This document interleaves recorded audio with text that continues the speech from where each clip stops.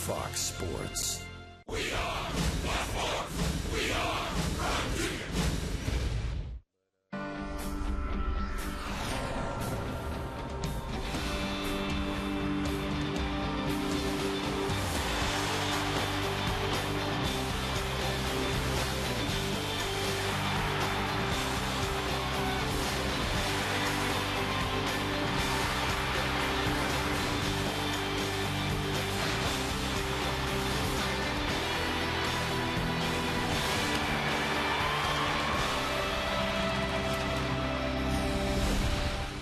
It's time for Dodger Baseball.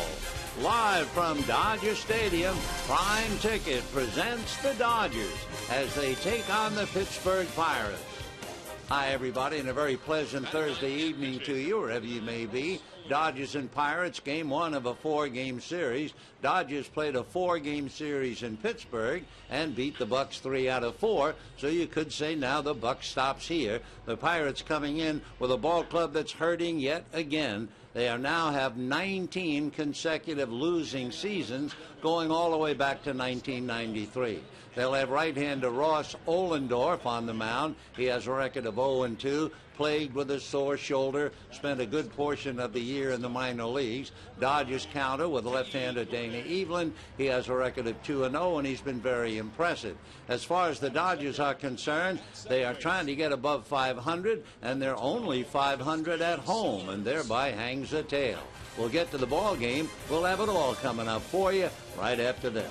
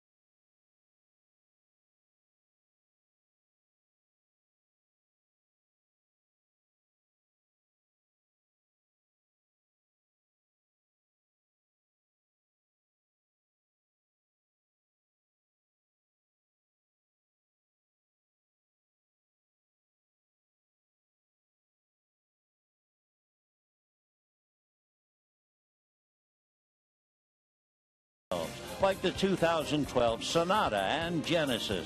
Visit your Southern California Hyundai dealer or mysocalhyundai.com. By Shakey's, where you can get your PCM on. Text MOJO to 99,000 to win a large PCM. By CarMax. Now more than ever, the smart choice is CarMax. And by AT&T. Welcome back, everybody. Getting you set for Dodgers baseball. Moments away. Hosting the Pittsburgh Pirates. Start of 4 out here at center field. Steve Lyons and Patrick O'Neill. Our Hyundai key to tonight's game. Steve, a chance to see Dana Evelyn. His first start here at Dodger Stadium. His third of the season. He's 2-0. What have you liked most about watching him pitch so far? Hey, he's been really, really good. He's a little bit like a Ted Lilly. He's going to throw a lot of backdoor breaking balls. And then he'll bust you in with his fastball every once in a while just to keep you honest. You're going to see a lot of those breaking balls that I was talking about right here in this highlight. But this is a guy fighting for a major league job. He's pitched for 6 different major league franchises in the big league. So he's bounced around. But he says at 27 years old, he thinks he's finally started figuring out how to pitch and pitch effectively. And at 27, especially left-handed, you are nowhere near past your prime. So I think he's fighting for a job in the Dodger organization and at the major league level next year. No, he's got a chance at making the club next year the way he's pitched so far. Local kid as well, Palmdale High School. So when we come back, it'll be first pitch here on Prime Ticket. We'll see you after the game for Dodgers Live. Vin has the call next.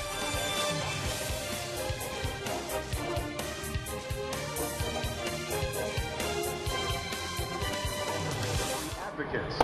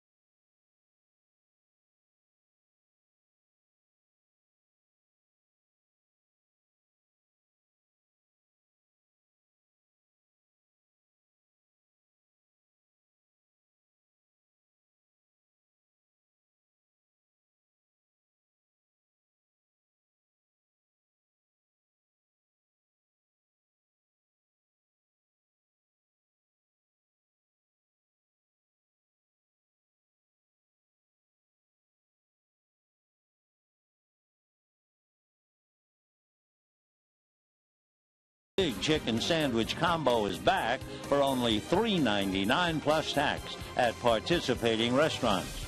By your Southern California Ford dealers. Visit us today. Trade up to Ford. And by Corona. Hi, everybody, and a very pleasant good evening to you, wherever you may be. Welcome to Dodger Stadium, Game 1 of the 4-game series, the Dodgers and the Pittsburgh Pirates. The Pirates have always been represented by the great name Roberto Clemente, who dedicated his life to helping others. In honor of the late Hall of Famer and humanitarian, each club recognizes a player who best represents the game of baseball through positive contributions on and off the field. The Dodger nominee for the 2011 Roberto Clemente Award is Clayton Kershaw, and Clayton was honored, recognized at home plate with pregame ceremonies. To date, Kershaw has helped donate nearly $50,000 to Arise Africa, an organization that builds orphanage in the African nation of Zambia. He's also contributed $100 for every strikeout. So far, just in that area, he's given $23,600. His wife Ellen has also been instrumental. In fact, they went there on their honeymoon, so he is a rightful nominee for the Roberto Clemente Award. Clemente, one of the great players we ever had the privilege to watch for many, many years, and one of his teammates still connected with the Dodgers. That would be Manny Mota. Meanwhile, the Dodgers have taken the field. Let's take a look at the Pirate lineup. They've lost 2 in a row, 5 out of 6. Here's the way they shake up. Alex Presley in left field, Chase Darno at short, Andrew McCutchen in center, and the veteran Derek Lee at first. Ryan Dumit and catcher, Neil Walker at second base. Ryan Ludwig, who has certainly bounced around now with the Bucks in right field. Brandon Wood, you may remember with the Angels. Ross Ohlendorf will be the pitcher.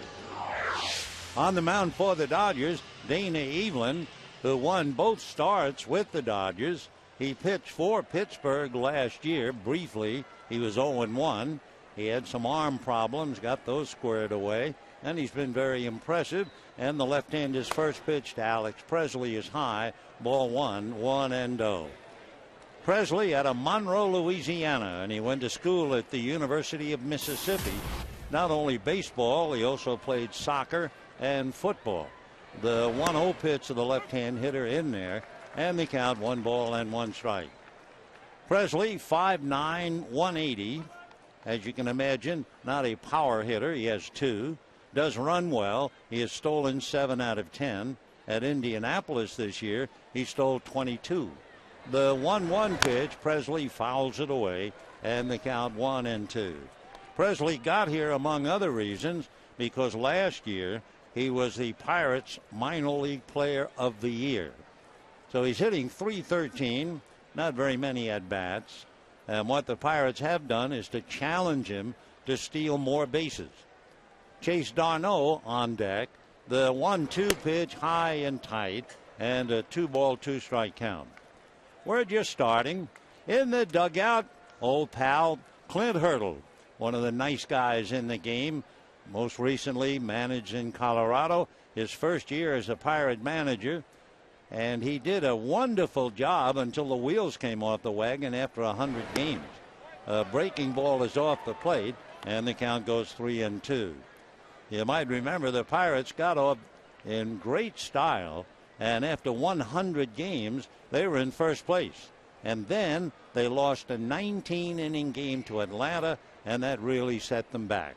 Here's the 3-2 pitch to Presley, swung on and fouled away. So it's still 3-2 to the leadoff man.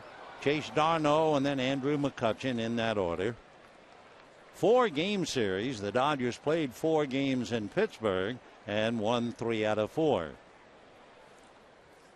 So Dana Evelyn working on a stubborn hitter. Alex Presley continues to foul him off.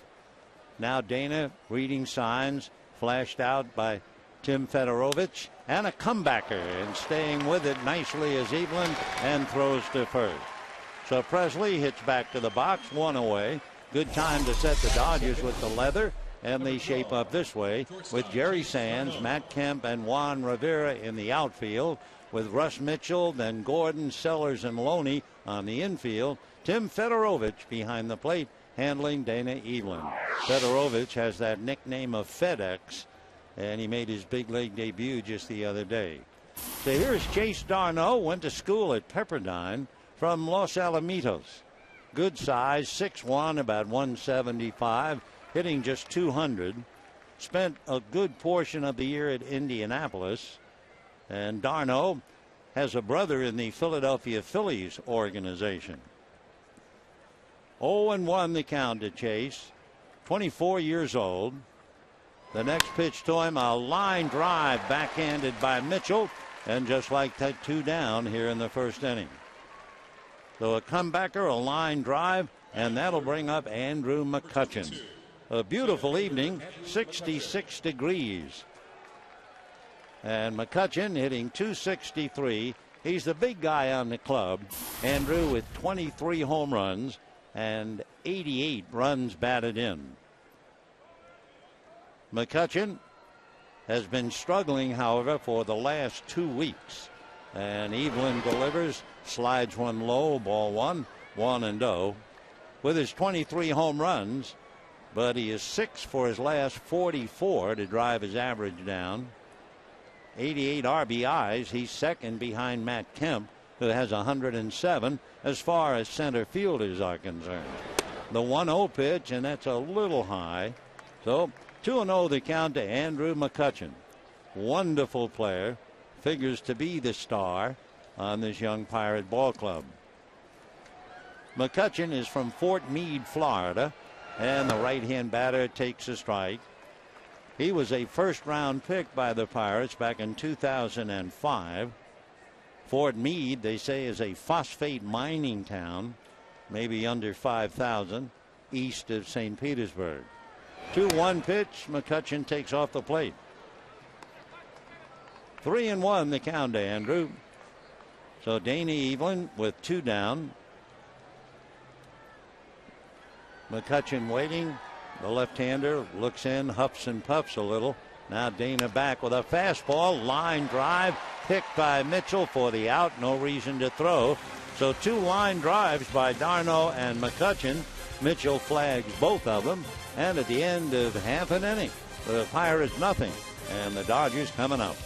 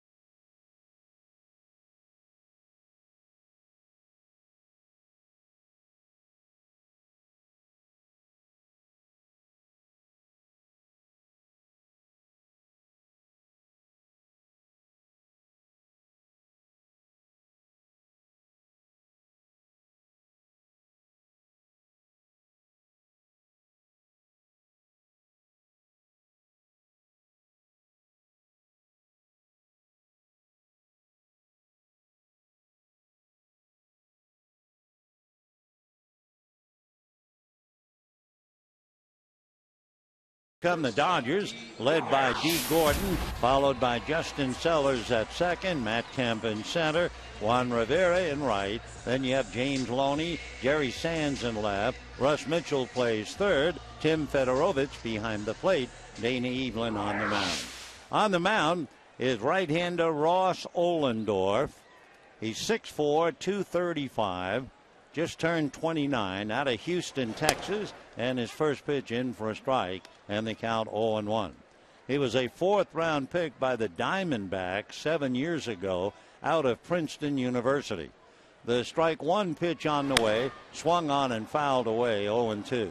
For Ross Ohlendorf, this may be an extremely important game as far as his career with the Pirates. Over the past 2 years, he's had 2 separate streaks of 15 starts or more without a victory. He's had injuries and also lack of run support. 0-2 the pitch coming up to D. Gordon, swung on and fouled back. Back in 2009, Ohlendorf lost 16 in a row into June of 2010, and then from July 8th of 2010 to tonight, he's lost 15 starts without a win. Fly ball, shallow right center. It's going to drop. Great effort by Walker trying to get out and under it.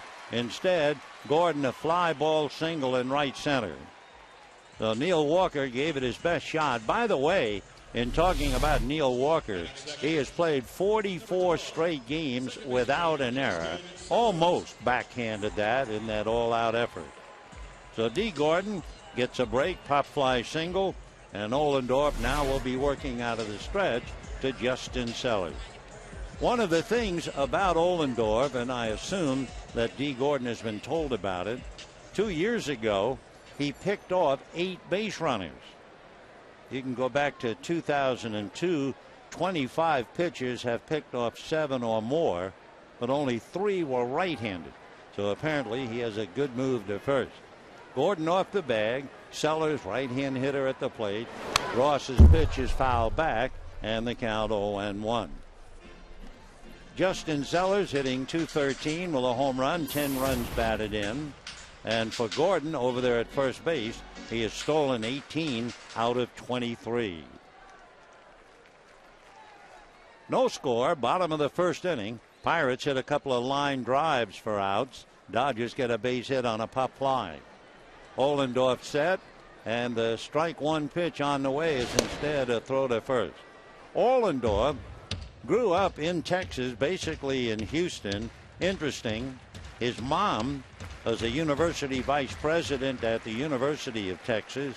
His dad, the assistant director of library systems. So when he graduated from high school, you figured he'd go to Texas, right? Princeton. Here's the strike one pitch on the way. Ross deals a little low. 1 ball and 1 strike.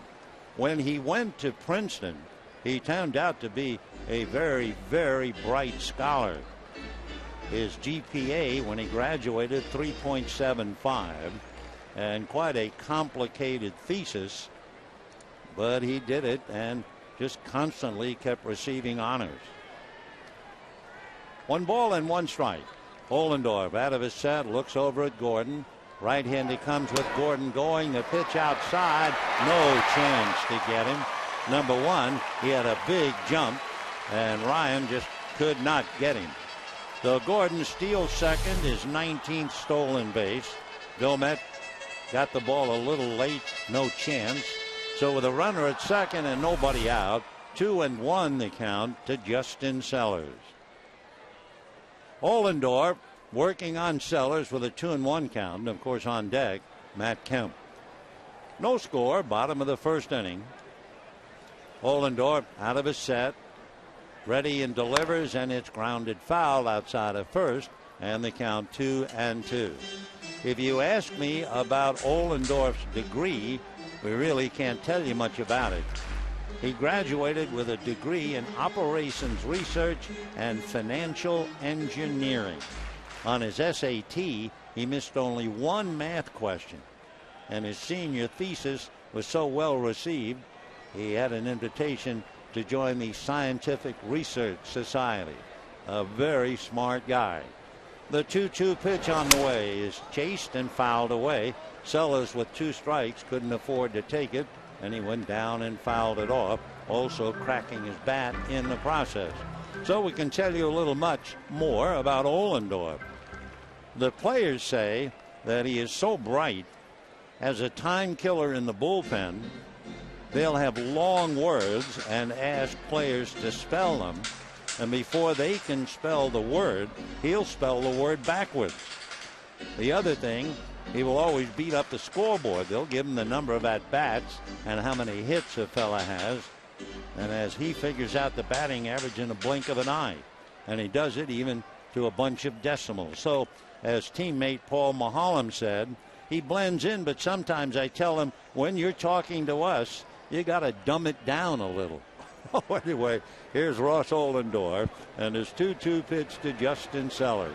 Right-hander instead, bluffs back, and to the bag goes Gordon. For the Bucks, it's been a tough time. Their 19th consecutive losing season. They come here having lost 2 straight, 5 out of 6. Now the 2-2 pitch to Sellers is foul back again. So far, 10 pitches made by Ohlendorf, and he has a runner at second and nobody out. Luis Silverio coaching at first. Nick Leyva at third for Clint Hurdle. Clint with the patience to tolerate the mistakes of a young ball club. Now the 2-2 pitch coming up. Ohlendorf deals, breaking ball, whacked to left field, down in the corner. It's going to bounce on the track and go up into the stands. Gordon will score on the ground rule double by Justin Sellers. So Sellers a double, a run batted in. Gordon, who had a pop fly single and a stolen base, comes home. And so before the chairs are even warm, the Pirates are in trouble. Matt Kemp will be coming up. One bounce and up into the chairs. So Sellers standing at second base for Justin. His 11th run batted in. Gordon brings it in. And now here's Matt Kemp. Matt Kemp has a higher percentage of his team's home runs. No Dodger has been able to pass him. And it's top so far. Big swing and a miss. 0-1. I mean, Frank Howard, Eric Caro, Sean Green, Mike Piazza, they all hit a lot of home runs. But the percentage of home runs goes to Kemp. 32% of the Dodger home runs. Matt with 33 and 110 runs batted in, hitting .316. Ohlendorf at the belt, looks back at Sellers. Now the strike one pitch way inside. 1 ball and 1 strike. Dodgers lead 1-0. We're just starting. Ohlendorf 1 for 5, holding Kemp to that, and has struck him out once. 1-1 to Matt, with Juan Rivera hitting back of him, and the pitch to Kemp swung on and missed. 1-2. Matt Kemp paying the price with those big numbers as Ohlendorf huffs and puffs a little bit. Kemp 33 home runs, 110 runs batted in. He has struck out 146 times. 1 ball and 2 strikes. Ohlendorf out of a set. Looks back at second at Sellers. Now decides to twist and get off the rubber.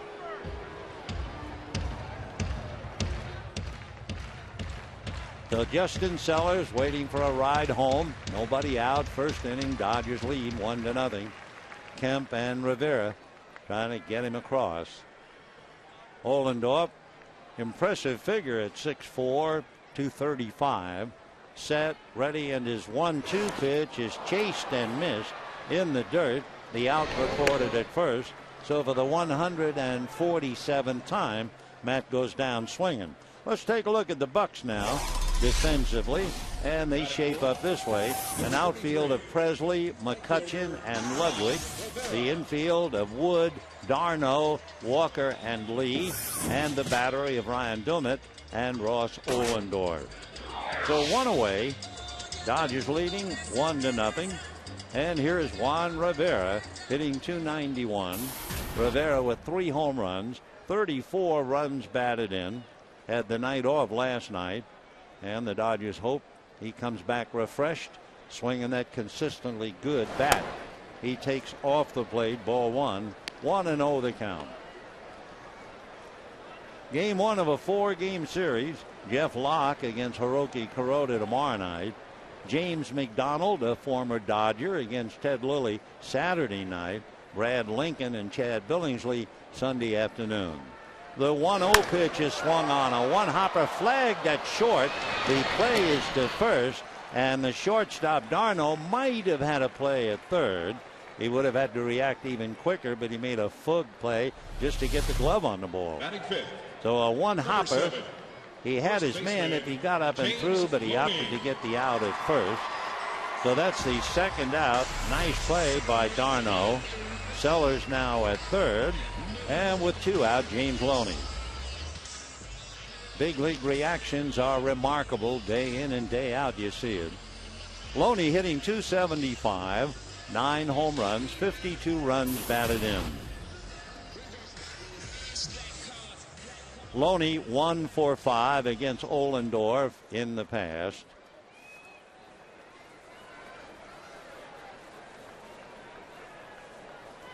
Dodgers leading 1-0. They have a runner at third. Ohlendorf set.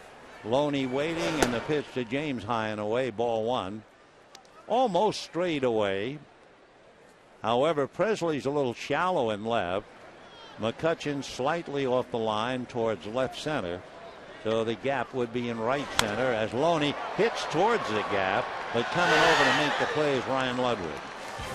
So the Dodgers get one on a pop fly single and a double and a stolen base. And at the end of an inning, 1-0 Dodgers.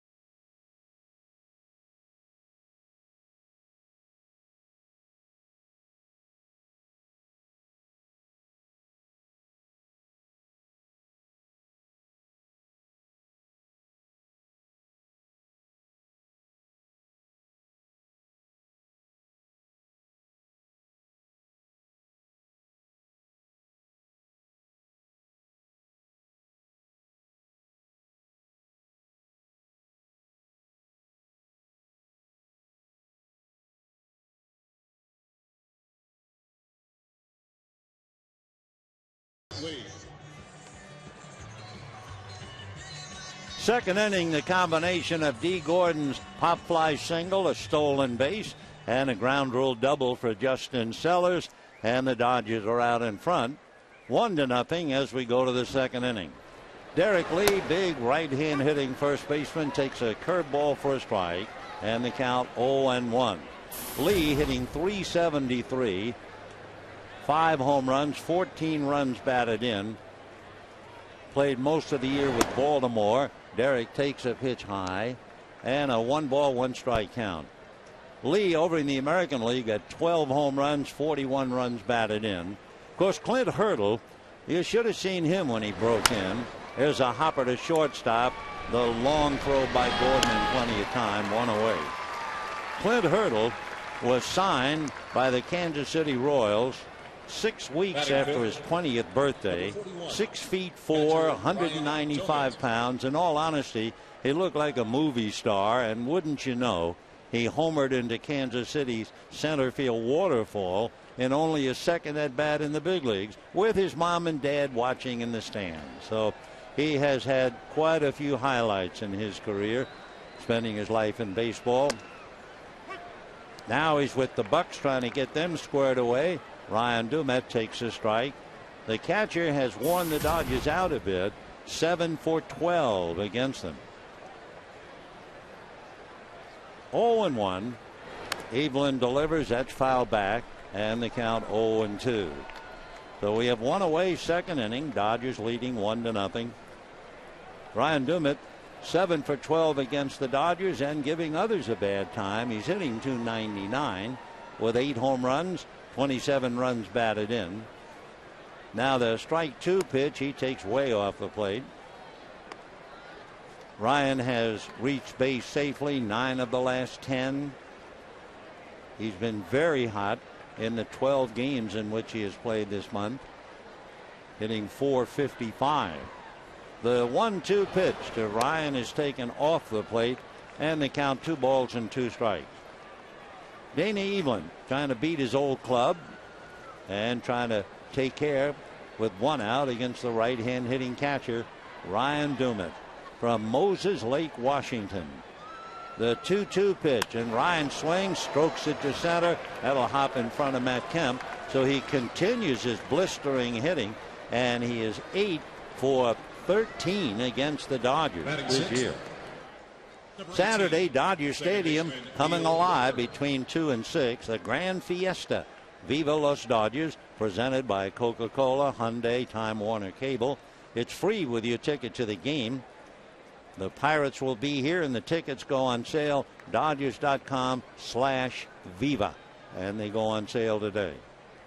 So Ryan Domit, a line drive single to center, and Neil Walker coming up. Walker hitting .271, 12 home runs, 80 runs batted in, takes a strike. As we mentioned about Neil, he has played 44 straight games now without an error. So not only a good glove, but swinging a very solid bat. So Walker out of Pittsburgh, that makes him extremely popular. He takes a pitch off the plate, 1 ball, 1 strike. He went to Pine Richland High School, if you're familiar with the area, and he was a #1 pick by the Pirates 7 years ago. Took him a while really to get here, last year to stay. 6'3", 215, 26 years old. Neil swings and lifts one to left. Going back is Jerry Sands to make the catch. Holding is Ryan Domit going back to first, and Ryan Ludwig will be coming up. Batting 7th, number 36, right fielder Ryan Ludwig. Ryan Ludwig hitting .239, 12 home runs, 71 runs batted in. From St. Louis, he went to San Diego, and from San Diego, he arrives here. So Ludwig hitting .239, 12 home runs, 71 runs batted in. 2 out, second inning, 1-0 Dodgers. Domit the catcher at first. Ludwig takes inside, ball 1, 1-0 the count. Ryan Ludwig is a Texan. He's from Georgetown, Texas. He was born, however, in Florida. He's had some pretty good honors in his career. The 1-0 pitch to the right-hand hitter, low and inside, ball 2. Player of the month in 2009. He was a National League All-Star 3 years ago. Won a Silver Slugger Award 3 years ago. They knew he was coming. He was an International League All-Star. So he's had a fine career. The 2-0 pitch to Ryan is taken for a strike, and the count 2-1. Ludwig is 33 years old. Ryan in and out of the box. First came up with Texas, then he went to Cleveland, had 3-4 years with St. Louis, and about 2 years with San Diego. The 2-1 pitch to Ryan Ludwig, and the right-hand hitter lines it down the left field line. That'll go into the corner. Sands playing the carom, and they will hold Domit at third on the long double by Ludwig. So Ryan Ludwig doubles into the left field corner. Domit, the catcher, is stopped at third with 2 out, and that means Brandon Wood will be coming up. So Ludwig got all of that as he hooks it into the corner. For Ludwig, for the year, his 23rd double and his 5th as a Pirate. So Brandon Wood, who struggled a great deal, if you remember, with the Angels, trying to rebuild his career in the National League, hitting .215, 7 home runs, 30 runs batted in. Brandon Wood out of Austin, Texas. He lives over in Scottsdale now. The Angels had him a first-round pick 8 years ago out of Horizon High School. Never quite worked for him. Up and down with the Angels in Salt Lake, and finally this year he went from the Angels to the Pirates. So Brandon, shortstop, third baseman, rangy, 6'3", 195. With all of it, he's only 26, and he backs off a pitch low. 1 ball and no strikes.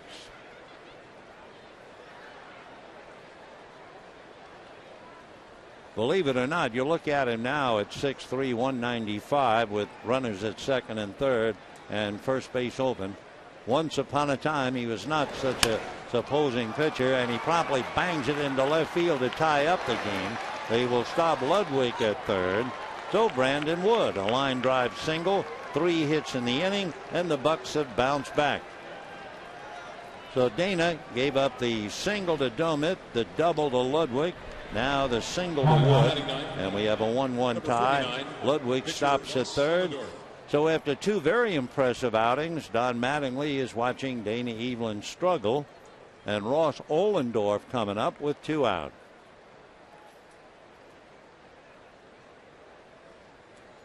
So the big pitcher checks in. 1-1 tie, second inning.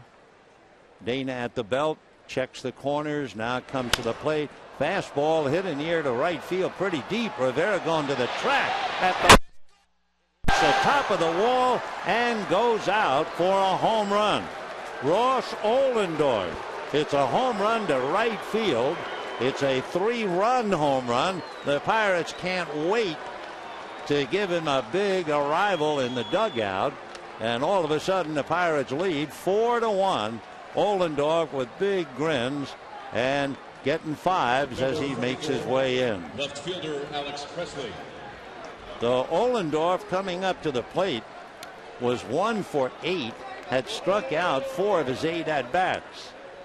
He's big and obviously strong, and he just got a fastball out over the plate, hit it all the way to the right field line, right where the bullpen gate is, and it hit the top, went out, then rattled back onto the field. So 4-1 Pittsburgh. For Ross Ohlendorf, as you might imagine, that's his first career home run. It's only his 8th career hit. It's his first career extra base hit. And to cap it all off, it's his first RBI, and he happened to get 3 in one swing. So a big night right now for Ohlendorf. 4-1 Pittsburgh. Second inning. Dana Evelyn working now on Alex Presley, who hit back to the box in the first inning. Dana ready and delivers. Slow breaking ball up, though he is struggling a little bit. 2-1 to count. Paul Maholm, a teammate of Ohlendorf, who told him to dumb down when we're talking. Maholm hit a home run. The next pitch to Presley fouled away. And the count 2-2. So in the inning, Derek Lee grounded out. Ryan Domit singled to center. Neil Walker flied to left. Ludwig doubled Domit to third.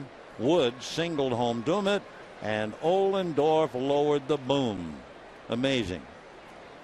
I think he just said, I never did that before. Breaking ball down and away, ball 3. So aiding and abetting his own cause. 4 runs, 4 hits for the Pirates, 1 run, 2 hits for the Dodgers. Where the bullpen wall meets the gate, that's exactly where the ball went. Landing in front of a sign that said Muscle Milk. Here's a 3-2 pitch, hit down the left field line, slicing foul, back into the stands. So Alex Presley back up to the plate, hitting .311. 2 home runs, 15 runs batted in. Presley had a little 3-game hitting streak. He has 17 multi-hit games, and the 3-2 pitch of the left-hand hitter is fouled away. And in those 17 multi-hit games, where Presley obviously was very involved, the Pirates are 12-5 in those games.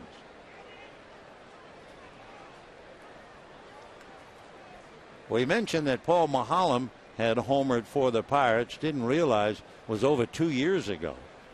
Here's the 3-2 pitch, pulled on the ground, backhanded by Loney, who hangs it high, and it's safe at first for Presley. In fact, Dana Evelyn did well to even catch the ball, as Loney tried to hang it for him for the pitcher to come over like an apple on a tree, but instead he served it high, and Evelyn had to reach backwards, make a full turn, missed the tag. And safely aboard is Alex Presley with a base hit. So 5 hits in the inning. And the batter now, Chase Darno, the boy from Los Alamitos. Darno, right-hand hitting shortstop, made a good play on the ball hit by Rivera in the first inning. Throw to first with Presley back on the bag. Presley has stolen 7 out of 10. We told you that the Pirates, when they called him up, challenged him to steal more often. So here's Chase. The pitch of the right-hand hitter swung on, fouled away. Arnaud, 6'1", 175, went to school at Pepperdine.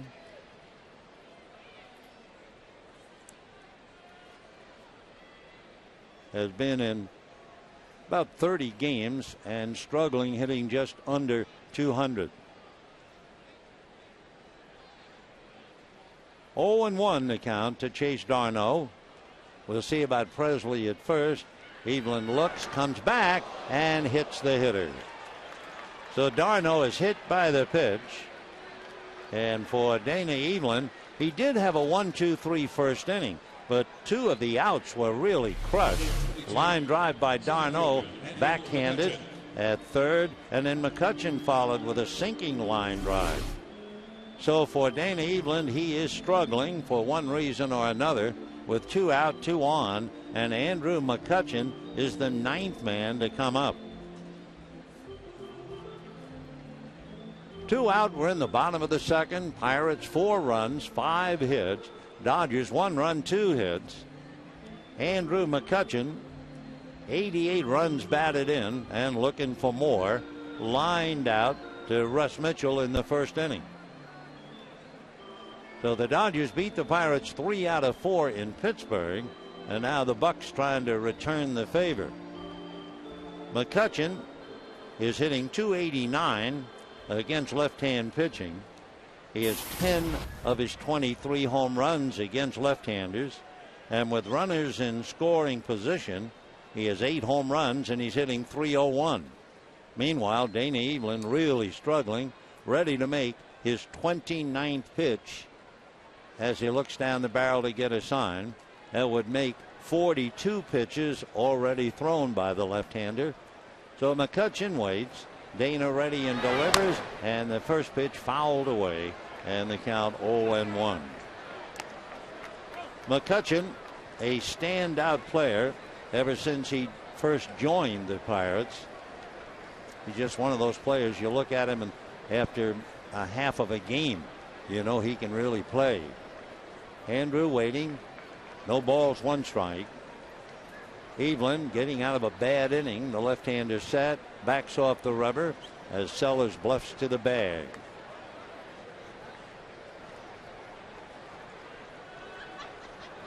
McCutcheon is a very valuable player with a lot of tools. Not only power and a good hitter, runs very well, rounds it foul. McCutcheon has stolen 20 bases. He leads the Pirates in that department. He's had as many as 33 stolen bases for the Bucks. He has hit as many as the 23 home runs that he has this year. Last year he had 16.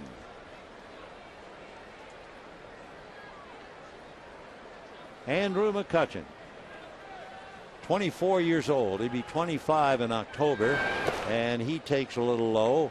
1 ball and 2 strikes. So we saw young stars like Justin Upton, Chris Young, and some of the D-backs. Now we have one of the top players in the Pirates organization, Andrew McCutcheon. He went to school at Fort Meade High School in Florida. That's really known for football down there. 1-2 the count to Andrew. The next pitch to him is down and away, ball 2, 2-2. So Dana Evelyn is really struggling now. 46 pitches. He's given up 4 runs, and we're only in the second inning. So after 2 very promising starts, he's being pushed around. And a very tough hitter at the plate.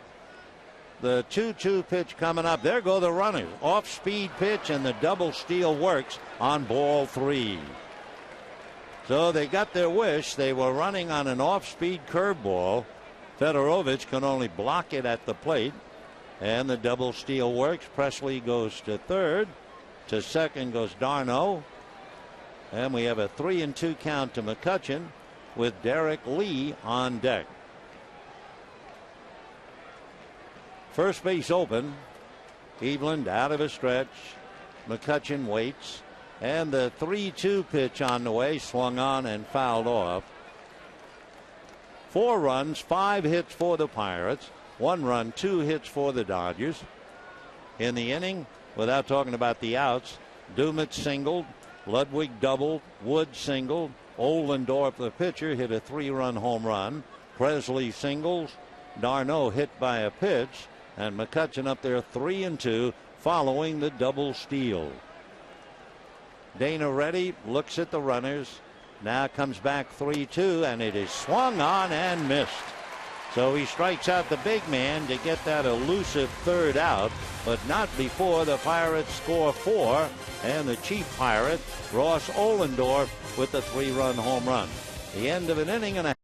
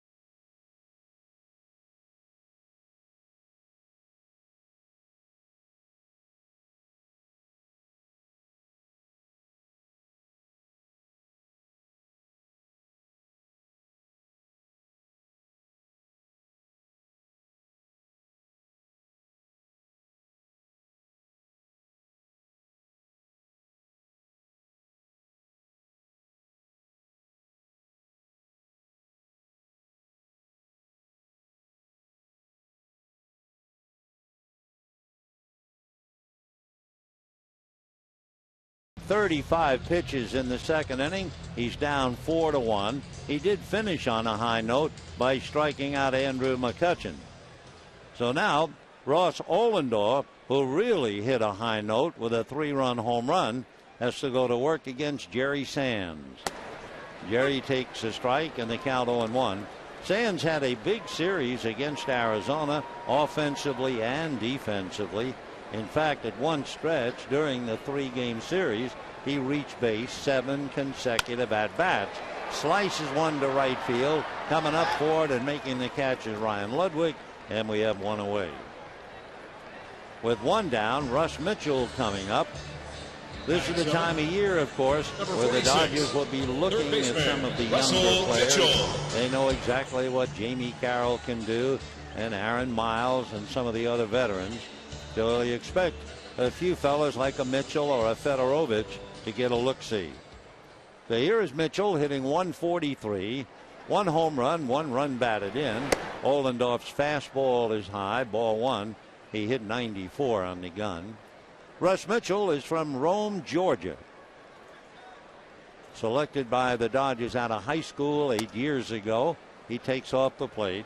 2-0 the count. They refer to Russ as a throwback player. Hard-nosed, a gamer, kind of a Kevin Millar type player, if you remember Kevin, especially with the Red Sox. 2-0 pitch, line drive right at Brandon Wood. So Mitchell, who flagged 2 line drives from Darno and McCutchen in the first inning, now is at the other end as he lines out to Wood. Tim Fedorovich coming up out of Apex, North Carolina, with that lengthy name. He had the nickname FedEx. He was in the middle of the North Carolina lineup during their 3 most successful seasons in the school's history, from 2006 through 2008. And he is promptly hit by the pitch. So Mitchell, with 2 out, bases empty, hit by the pitch. And the batter will be Dana Evelyn.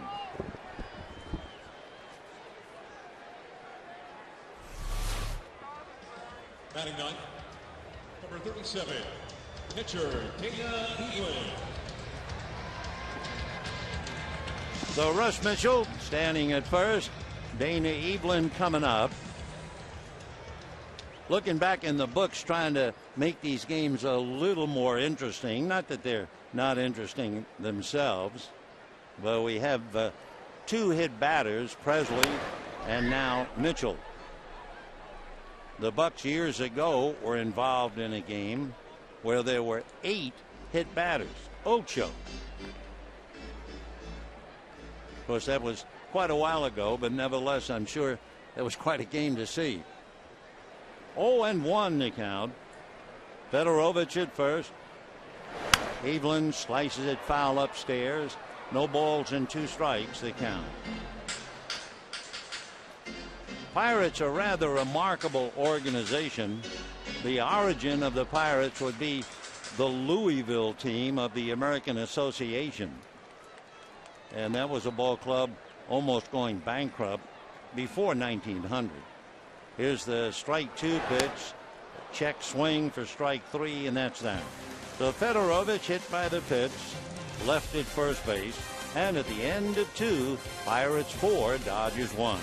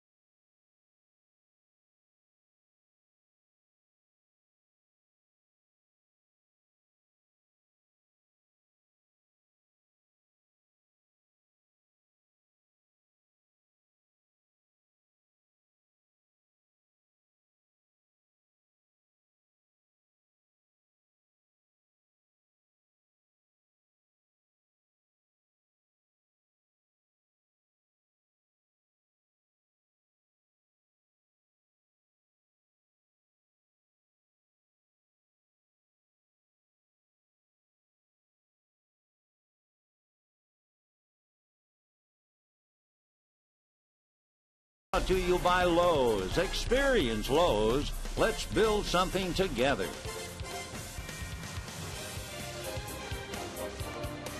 Pirates lead the Dodgers 4-1 as we go to the 3rd inning. Ross Ohlendorf must have been pumped by hitting that 3-run home run. He made just 9 pitches to retire the Dodgers in the 2nd inning. Dana Evelyn, remember, struggled, made 35 pitches in the 2nd. 9 men came to the plate, and he gave up 4 runs.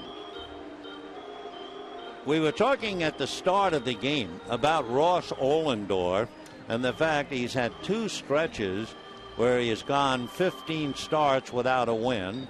He had some injuries. He also had lack of run support. And in his no wins in his last 15 starts. And all of those starts, he never got as many as 4 runs in support. In fact, if you go back through his 32 starts, he hadn't received more than 3 runs of support while he was in the game. So tonight, he takes things into his own hands and hits a 3-run home run, and the Pirates lead 4-1. Derek Lee at the plate. Big first baseman fouls it off, and the count 1 ball and 1 strike. Derek Lee just turned 36. Lives in El Dorado Hills in California. He was born up in Sacramento. Had a marvelous career. Big man. Swings, fouls the pitch back. Derek is 6'5" and 240.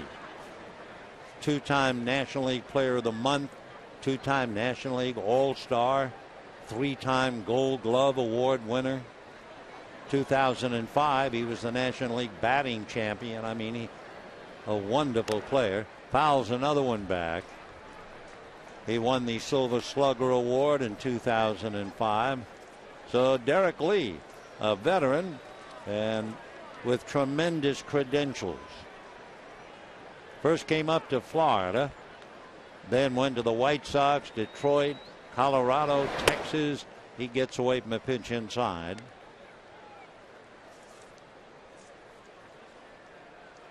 So Derek Lee, 5 home runs, 14 runs batted in.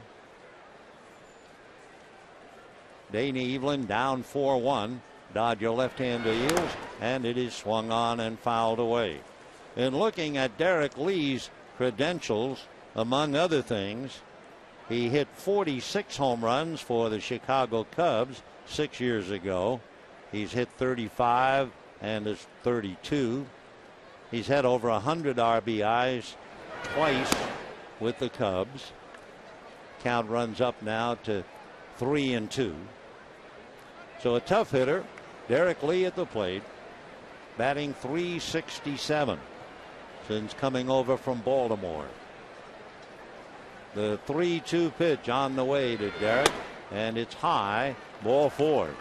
So Danny Evelyn struggling after facing 9 batters in the second inning. He starts out by walking the leadoff man in the third. And the batter is Ryan Dumit. Dumit singled to center, so he is 8 for 13 against the Dodgers. So the Pirate catcher, 1 tough out.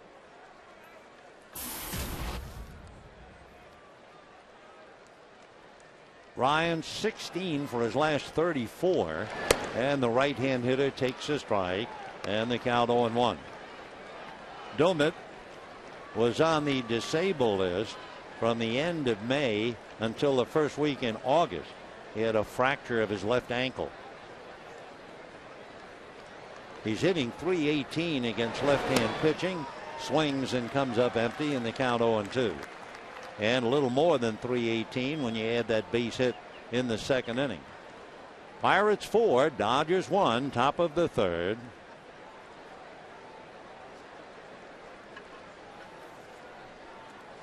No balls and 2 strikes.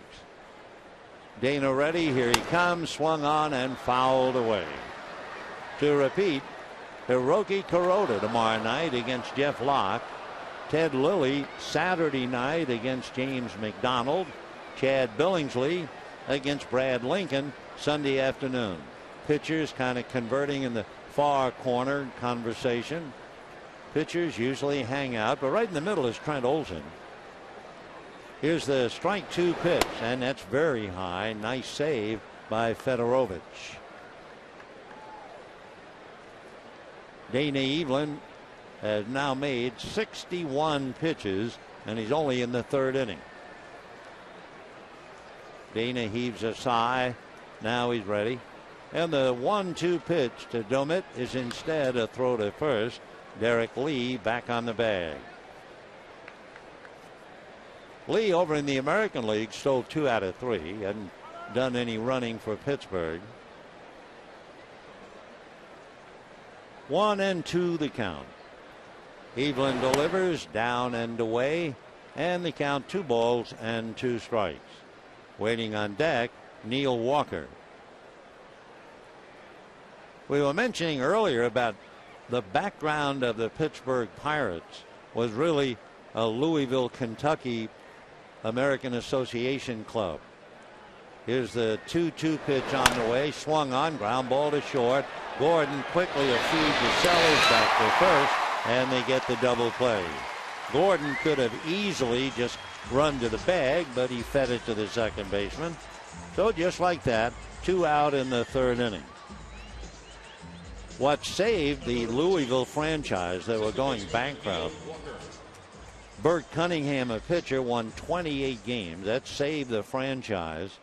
And Barney Dreyfus, who was a part owner of the Louisville club, took the weekend franchise to Pittsburgh, and it stayed there ever since.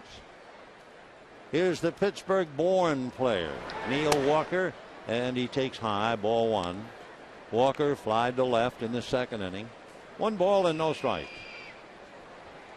Remember, we talked about that game where Pittsburgh was involved. It was with Washington, and there were 8 hit batters in that single game. Now the 1-0 pitch on the way. The right-hand hitter lines it down the right field line. That's going to be in there for a base hit. Rivera over, testing his arm as he throws to first, and Walker just keeps on going to second. So Juan Rivera, throwing behind the runner, is a little embarrassed out there in right field. I guess he thought Walker would just make a big turn and hold on. So after racing over and getting the ball, instead of throwing to second, he gunned it back into first. And Walker was standing at second base. So it happens, and Walker a 2-out double on the heels of the double play. Otherwise they have a run. Now slow breaking ball to Ryan Ludwig is off the plate. Ball 1. 1-0.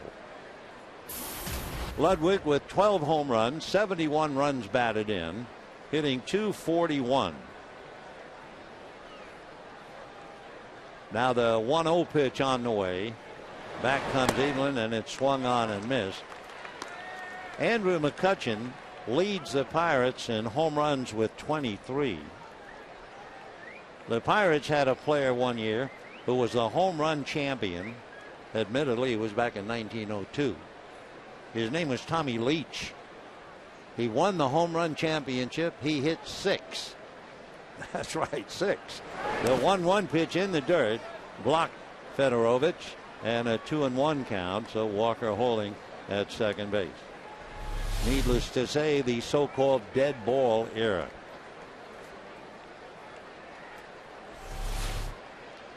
Two and 1 to Ryan Ludwig, who doubled. That sent Domet to third in the second inning, and then Brandon Wood singled for 1, and Ohlendorf homered for 3 more. And it's 4-1 Pittsburgh in the third. The 2-1 pitch to Ryan Ludwig is swung on and fouled away, and the count 2-2. Ludwig, with his double in the second inning, has now reached base safely in 17 starts with the Bucks. He has 1 home run for Pittsburgh. He hit that against the Brewers. He was on the DL with back spasms, hitting .241. Ludwig, right-hand batter. Evelyn's fastball down and away. 3-2 the count. When the Dodgers come up in the third inning, they'll have Gordon, Sellers, and Kemp.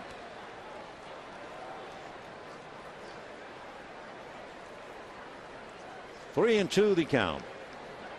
Eveland at the belt, looks back at second, double checks, now to the plate, and a ground ball to third. Up with it there is Mitchell, gets it across Maloney, and that's that. Double play prevented a run. Following that was the double by Walker. And at the end of 2.5 innings, Pirates 4, Dodgers 1.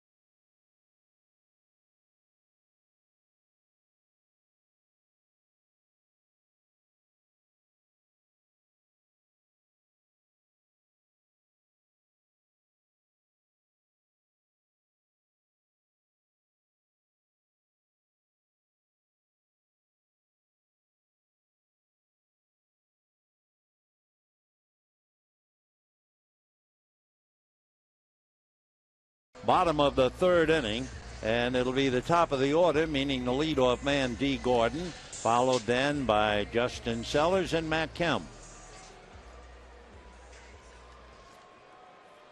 For Danny Evelyn, a 22-pitch inning, so his pitch count now is up to 71 in 3 innings. Meanwhile, Ohlendorf ready and deals and gets it in for a strike as D. Gordon shows bunt. 0-1 the count. 4 runs, 6 hits for the Pirates, 1 run, 2 hits for the Dodgers. Gordon a full swing foul, and the count 0-2. D hit a little pop fly into shallow right center, and it fell amongst McCutchen, Ludwig, and Walker for a base hit. Then he did what he does so well. He promptly stole second base and rode home on the double by Sellers. He hits a little ground ball to Walker. Neal in a hurry and nips him at first base. Every play on a ground ball is bang bang at first. So 1 away in the third. You know, Dodger and Bruin fans unite for UCLA night at Dodger Stadium. That'll be Tuesday. The Dodgers and the Giants at 7:10. Fans in attendance receive a blue and gold LA cap, compliments of State Farm, and to show your support for both teams, buy your tickets now at Dodgers.com/promotions. Here's Justin Sellers. He takes a strike. He had a ground rule double to drive in Gordon in the first inning. The Giants are visiting Colorado, and the Giants are leading 7-5 in the 7th inning. Strike 1 pitch in there. 0-2 the count to Sellers. Diamondbacks are off today. Tomorrow night they'll begin a 3-game series in San Diego. The magic number remains 7. And for the Dodgers, the magic number is 1. The 0-2 pitch chased and missed, and down goes Sellers. So Ohlendorf has been getting some outs. He did hit Fedorovich. Otherwise, he's gotten everybody since Sellers doubled. So 2 out, 3rd inning. Matt Kemp, who struck out in the 1st inning, coming up. 4 runs, 6 hits, and no errors for the Pirates. 1 run, 2 hits for the Dodgers in the 3rd. Dodgers struggling a bit at home. They're .500 at home, 37-37. Ground ball to short. Darno is up with it, gets it across, and a nice easy inning for Ohlendorf. And at the end of 3, Pirates 4, Dodgers 1.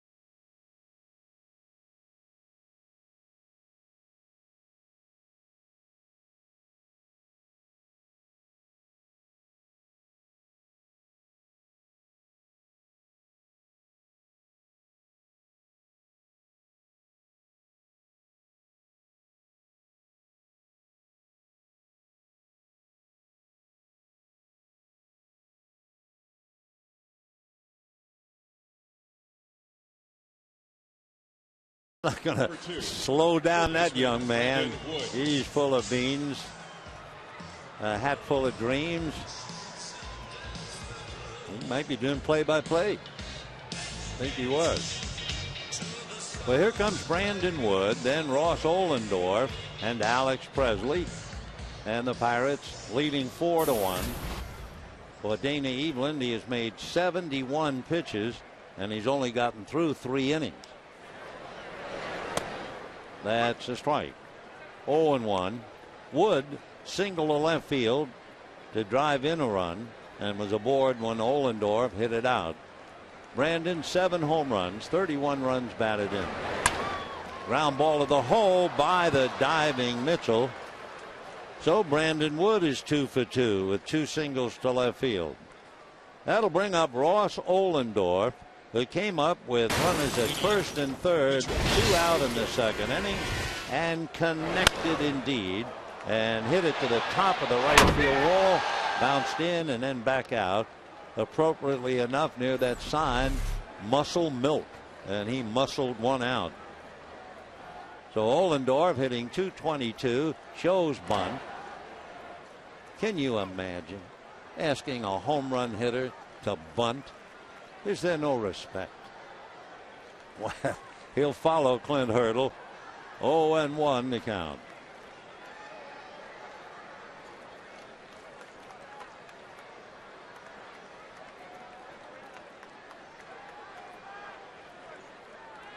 No balls, 1 strike. He's swinging. Fouls away. 0-2 the count to Ross Ohlendorf. He'll check with Nick Leyva in the third base coach. See if the bunt is still on. Nick has certainly been around. Fine coach, trusted aide. He's from Ontario, at least that's where he was born. So down goes Ohlendorf, riding the elevator from a 3-run home run to a failure to bunt.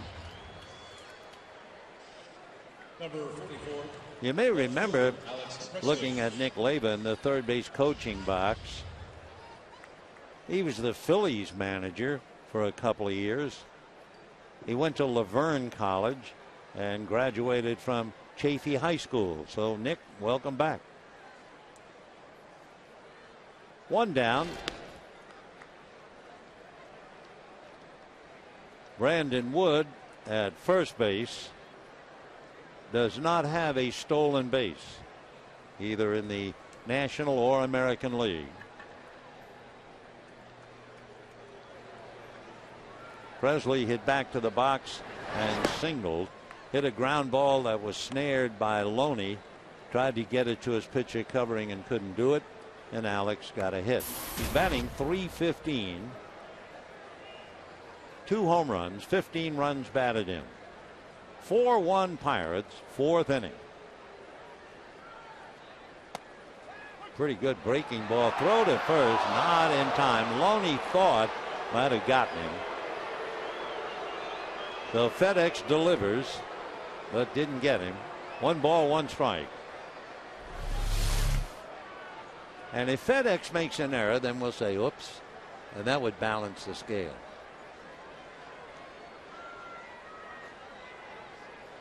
So back on the bag is Brandon Wood.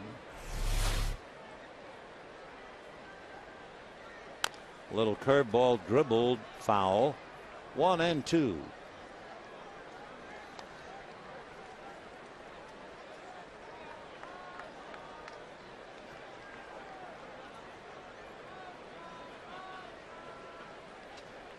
Trying to think of a couple of things each day during the games with Pittsburgh.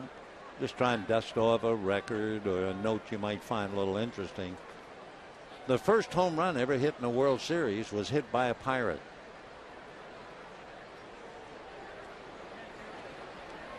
One and two. Ball 2. The fellow's name was Jim Sebring.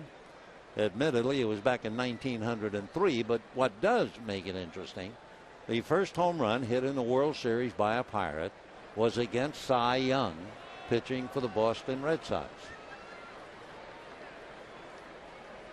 2-2 the count to Alex Presley.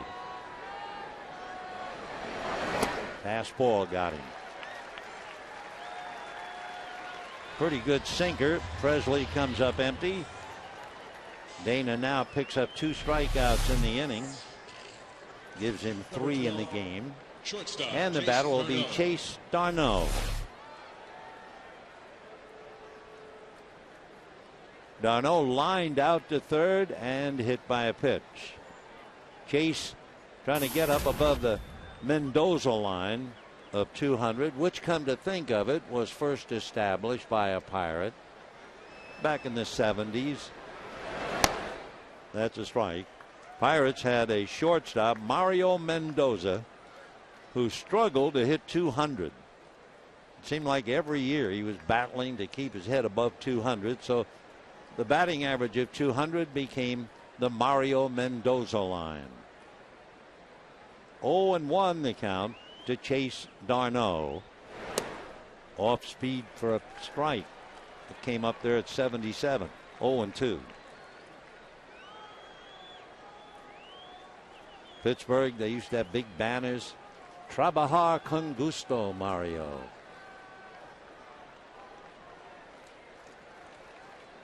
Two out, fourth inning, 4-1 Pirates. Darno, local boy, and the strike two pitch coming up. Swung on, little fly ball to shallow center. Kemp a long way, but he's got the speed to get there.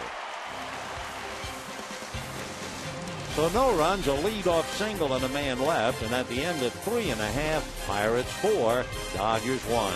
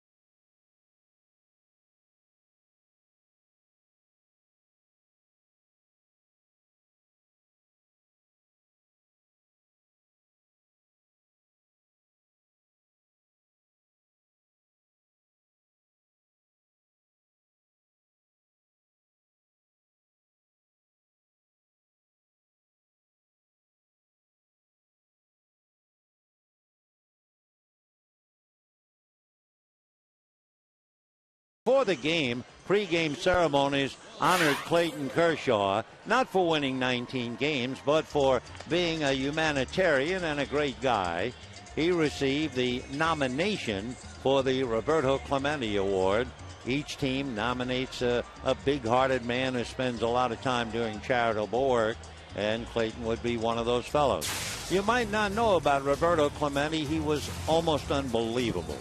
The 66 MVP, 71 World Series MVP, 12-time All-Star with 12 Gold Gloves, elected to the Hall of Fame in 1973. And the quote, "I want to be remembered as a ball player who gave all he had to give," which he did, including his life in an airplane crash going to Nicaragua with supplies, medical supplies, and food. He was a dazzling player. He was not a big man. He was slender, could run like the wind. He had a tremendous arm, and you just saw some of the numbers. We have a chance here with Rivera. Fouled away. Roberto Clemente, how did he do against Hall of Fame pitchers?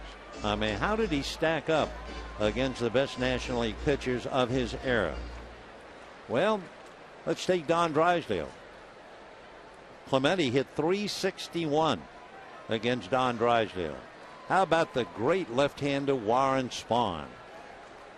Clemente hit .404 against the left-hander Warren Spahn. That will do it for Rivera. One away here in the fourth inning. couple of others you might be interested, as Kershaw now is back in the dugout. How did Clemente do against Sandy Koufax? Well, he hit 6 home runs against Sandy and batted .297. There are only a couple of pitchers who really had some success. We're talking about Hall of Fame pitchers. They would be Bob Gibson. Clemente hit only .208 against Gibby. And Tom Seaver, he hit .242. Ground ball, big hop, fair ball. Lee takes it to the bag. And just like 2 out in the 4th inning. Let's bring it up to a little more modern. Steve Carlton, the left-hander who had the snake of a slider. Clemente hit .333 against him. How about Jim Bunning? He hit .355 against Bunning. How about the Dodgers' Don Sutton? He hit .354 against Sutton. He hit over .300 against Robin Roberts, .345 against Phil Niekro. In other words, he was remarkable. And with all of that, run like the wind and had a great arm. Great arm. So here is Sands, fly to right, 2nd inning. It's still 4-1 Pittsburgh in the 4th. That's a strike.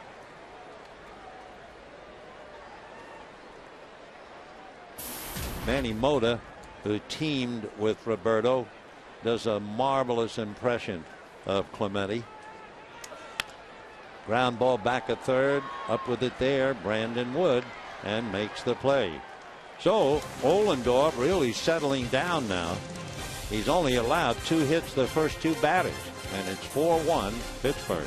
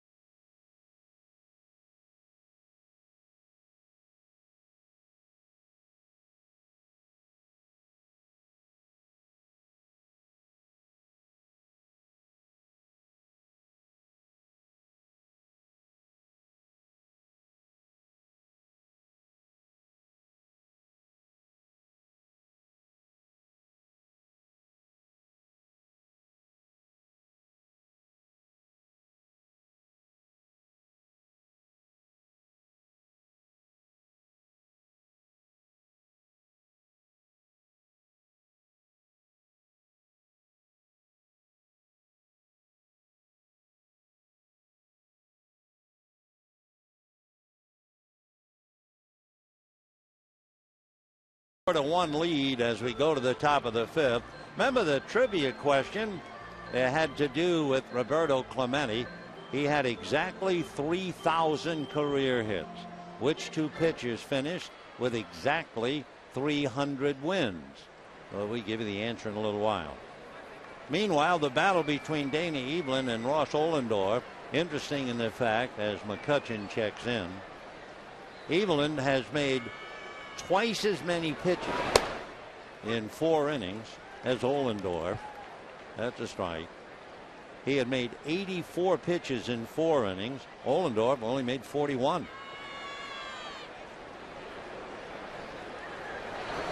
McCutchen strokes it to left. That's a base hit. So Andrew lined out, struck out, now singles. And the batter will be Derek Lee. Number 25, first baseman Derek Lee is 6'3", grounded out, walk, gives you that big strike zone. 4 runs, 8 hits for the Pirates, 1 run, 2 hits for the Dodgers in the 5th. Time. Dodgers actually led D. Gordon a pop fly single, stole second. Sellers doubled him home. Pirates came right back in the second inning with 4.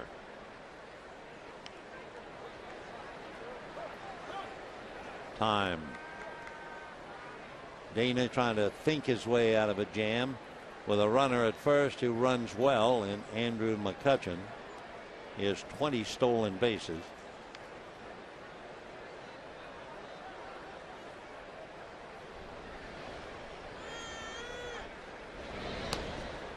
Manny Mota always talked about Roberto Clemente, and he would say to Clemente before a game, "How'd you sleep last night?" Clemente would say, "No good." Say, "No good? No good. Why?"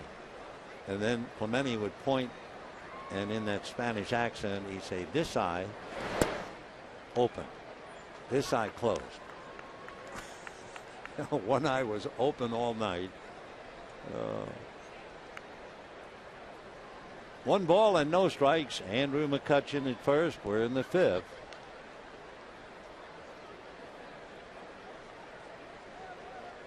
One and 0. And that's a little high. Ball 2. 2-0.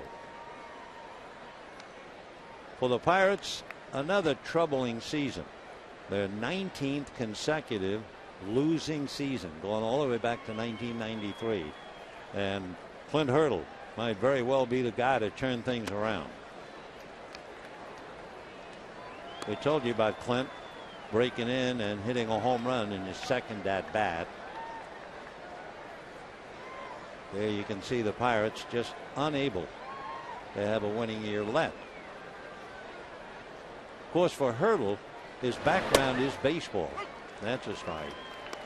His grandfather, Edward Clinton Hurdle, 15 years old, was offered a contract by Cincinnati.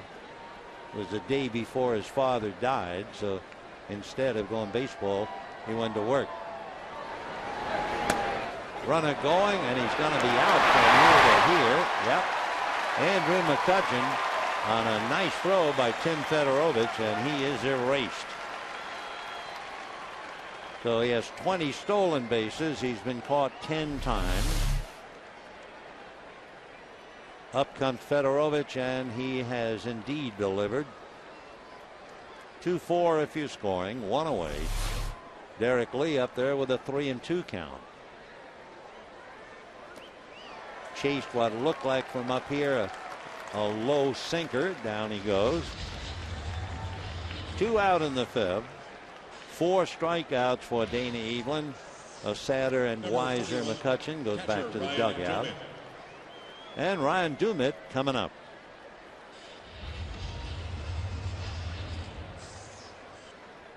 Dumit has singled and hit into a double play. 8 hits in his last 14 at bats, hitting .301, and even better against left-handers.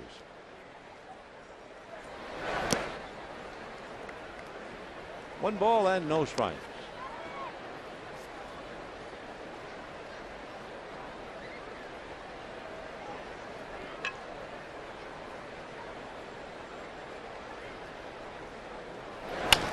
Ground ball wide of third. Mitchell is there. So a 1-2-3 inning despite the leadoff single. No runs, 1 hit, nobody left. And at the end of 4 1/2, 4-1 Pirates.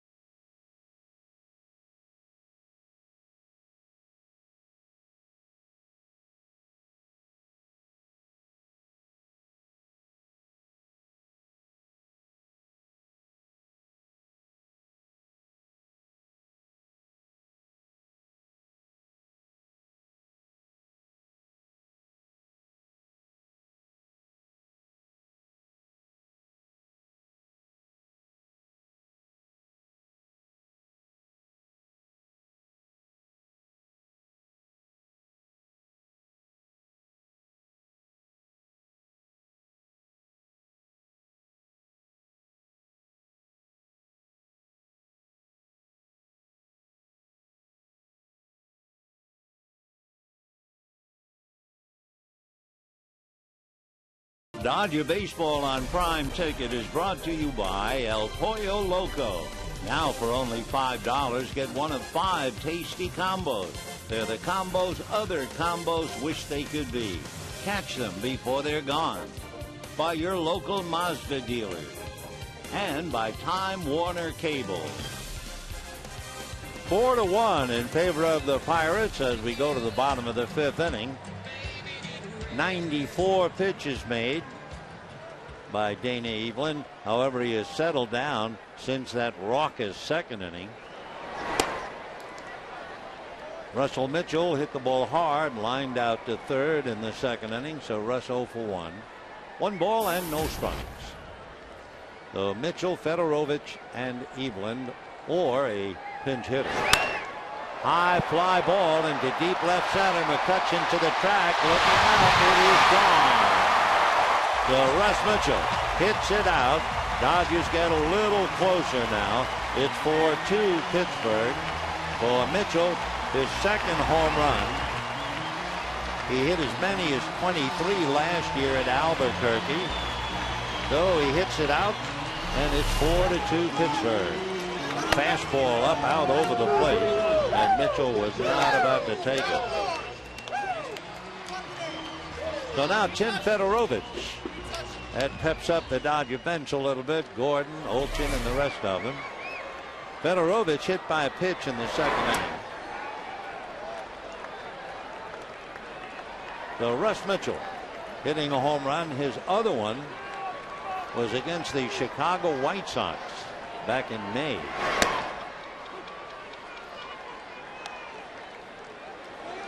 Fourth career home run. He's got some sock. Down in the Dodger bullpen, the Hawk begins to warm up. Eugenio Velez comes out on deck to bat for Evelyn. And a 2-1 count to Fedorovich as Hawksworth begins to tune up.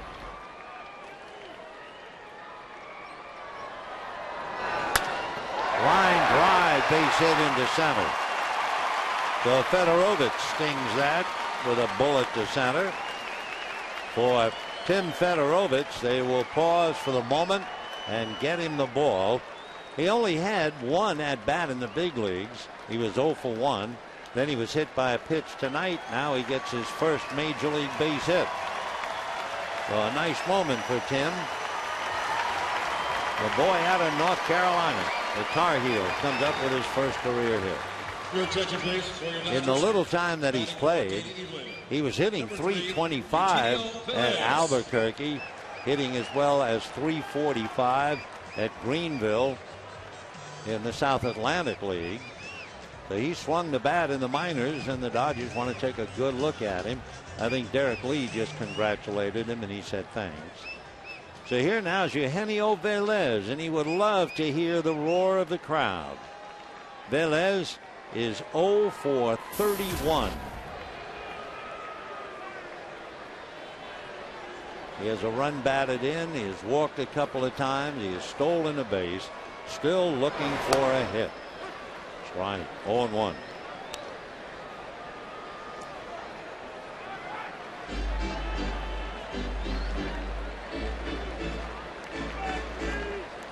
So Dana Evelyn gives up 4 runs and 8 hits. In 5 innings, Dana made 94 pitches.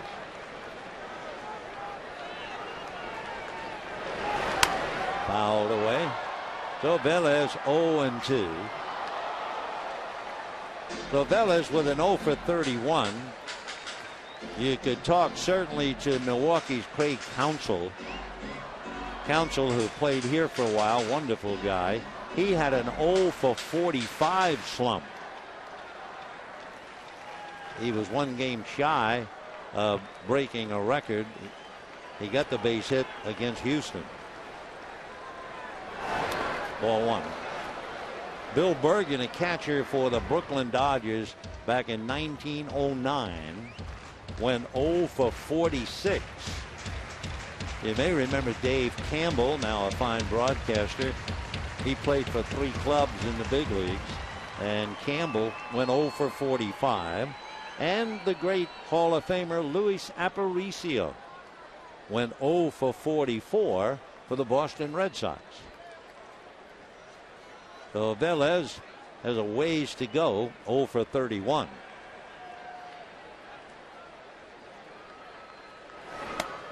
And got him, 0 for 32. Big, slow curveball, and he was locked at the plate. Shortstop, D. Gordon. So D. Gordon coming up with Fedorovich at first base, and the breaking ball takes care of Velez. Ohlendorf is certainly not an overpowering type pitcher. Nevertheless, he has struck out 5. And here's Gordon. Pop fly single, stolen base, scored the Dodger run, and grounded out. Ryan Dumich, something in his right eye, so timeout for the moment. Dodgers got a run in the first inning. Gordon, a pop fly single, stole second. That was the key because Sellers ground rule double otherwise would have stopped him at third. And that's the Dodger run until Mitchell just homered here in the 5th. Meanwhile, the second inning, Dana Evelyn made 35 pitches, gave up 5 hits. He hit a batter. He gave up a double and a 3-run home run to the opposing pitcher. Then Dana kind of turned it around, did pretty well. And now the Dodgers trying to make up for it. Trailing 4-2 with Fedorovich at first and Gordon at the plate. Ohlendorf with a record of 0-2, and the O is OH. 15 starts without a win. Chopper to first. Derek Lee down to the shortstop. There's no chance for a return throw. Instead, Darno tries to get him and throws it away. So Chase really didn't have much of a chance.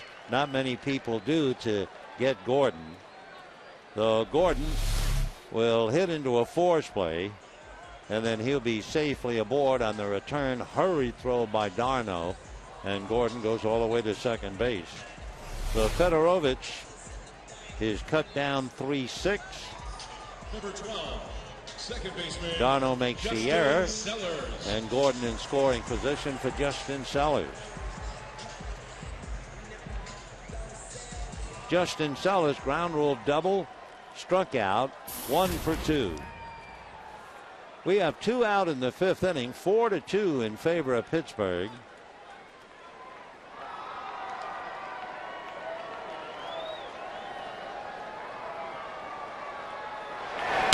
And first pitch popped up, up, convinced behind mound, and it will be, wow. Ohlendorf should really have called the traffic. Anyway, they get the out. 1 run on the home run by Mitchell. It's 4-2 Pittsburgh.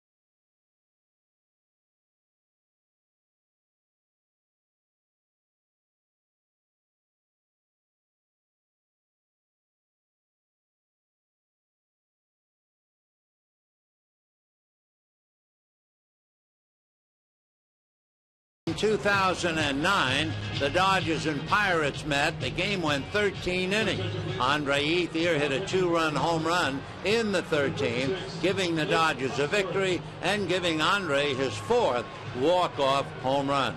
By the way, Andre here tonight on crutches. Don Mattingly said it looks good. He was actually putting some weight on the leg. And with that, let's go back to this one.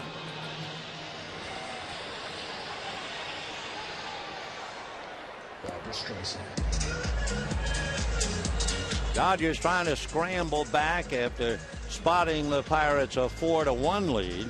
Now 4-2, and Blake Hawksworth will come in. Hawksworth picking up for Dana Evelyn and trying to just pull the Bucks down. Evelyn went 5, allowed 4 runs and 8 hits, struck out 4, had 1 bad inning. Otherwise, he was okay.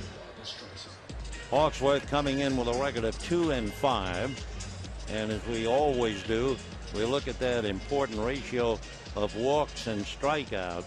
He's walked 15, and he has struck out 39.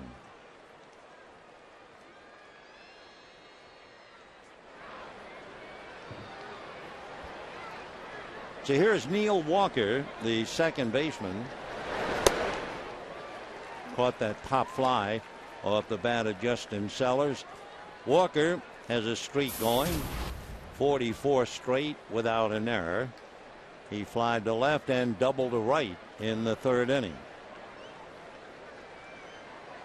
0-1. On the outside corner, 0-2. So Blake Hawksworth had a bellflower, and check me on that. No balls and 2 strikes. And ball 1. Hawksworth, originally signed by the Cardinals, lives state of Washington. He's from Canada. Cardinals picked him up in the 28th round. 1 ball and 2 strikes. And in there. Walker knew it. Takes a walk back to the dugout. And we have 1 away in the 6th inning. Remember the trivia question? We were talking about the great Clemente had exactly 3,000 hits. Which 2 pitchers finished with exactly 300 wins? And you have the great Early Wynn with Cleveland, and the equally great Lefty Grove basically with Boston. 4-2 Pittsburgh. 6th inning, 1 out. Check swing foul. That went right over the head of the on-deck hitter Brandon Wood. No balls and 1 strike. Ludwig hitting .240, 12 home runs, 71 runs batted in. Ryan went to the University of Nevada, Las Vegas. Down and dirty, 1 ball and 1 strike. As happens to several players, Ludwig remembers he was in the 4th grade at Stanford Elementary School in Vegas, and his teacher scolded him for writing that his dream was to become a Major League Baseball player. And the teacher said, "Son, you need to get a real dream." Well, here he is. Signed by the A's back in 1999. Came up to the Rangers 2002. He's had a good career. Ryan's older brother, Eric, was a Major League pitcher for the Marlins. 2-2 to Ryan Ludwig. 33 years old. How could a teacher say that to a kid? You need to get a real dream. Wow. Another teacher said a similar thing. I remember to Troy Tulowitzki. And then that teacher came back to acknowledge his mistake when Troy became a star with the Rockies.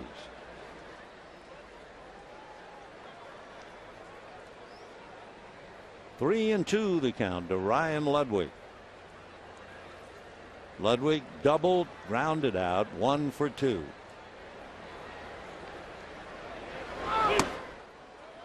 So Ludwig draws a 1-out walk. And the batter will be Brandon Wood, who's doing very well, thank you, with 2 singles tonight. Brandon Wood. Wood singled in the second inning to drive in a run. Singled again in the fourth. Wood was aboard when Ross Ohlendorf hit the home run, as was Ludwig. Sliced foul off to the right, out of play, and the count 0-1. Brandon Wood hitting just .222, but he does have 7 home runs, 31 runs batted in. Wood was claimed by the Pirates off waivers from the Angels. Never could live up to the hype. 0-1. Check swing. No swing. 1-1. In almost 500 plate appearances with the Angels, he hit just 168. On base percentage was under 200. 1-1. Check swing. They're going to look again. Swing this time, says Mark Colson. 1-2 to Brandon Wood. One fellow who tried to help Brandon Wood a lot, former Dodger and then big league manager Jim Lefevre, tried to help Wood. 1-2.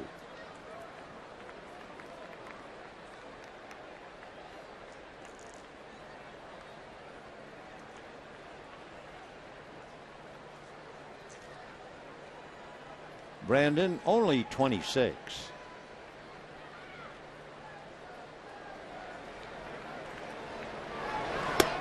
Two balls and 2 strikes.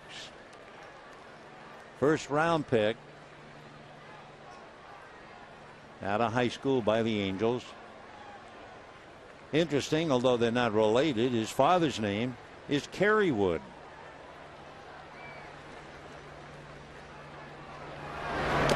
In the dirt. Nice pick by Fedorovich, I should say, on that. 3-2 the count. Tim, watch this. Nice backhand pick.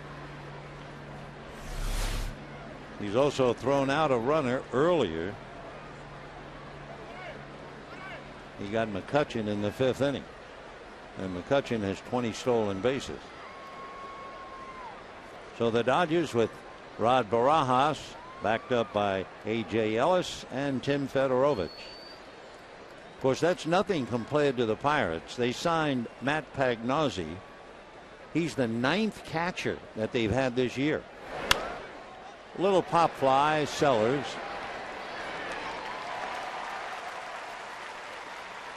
So 2 out here in the 6th inning. Brandon Wood pops it up. And here comes Ross Ohlendorf. Ohlendorf hit that big home run, a 3-run dinger in the 2nd inning. Then came up in the 4th. They had the nerve to ask him to bunt. He couldn't do it, and then he struck out swinging. 2 out, runner at first, 4-2 Pittsburgh. We're in the 6th. Right, 0-1. Ohlendorf hitting .200 with a home run and the 3 RBIs all tonight.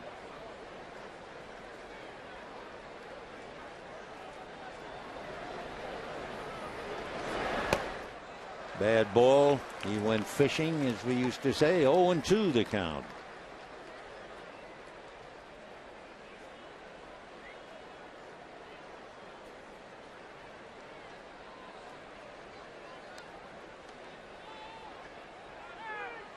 And down he goes.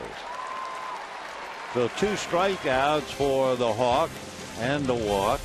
And we're heading for the bottom of the 6th, 4-2 Pittsburgh.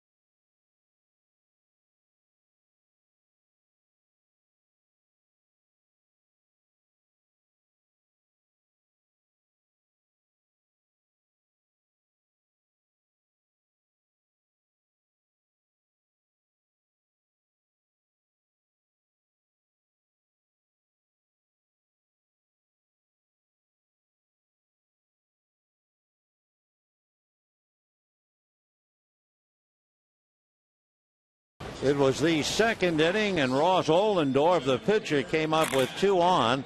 He's big and obviously strong enough to hit it the other way, right at the 360 mark, right at the muscle milk sign, and bouncing back for his first career home run, his first career RBIs.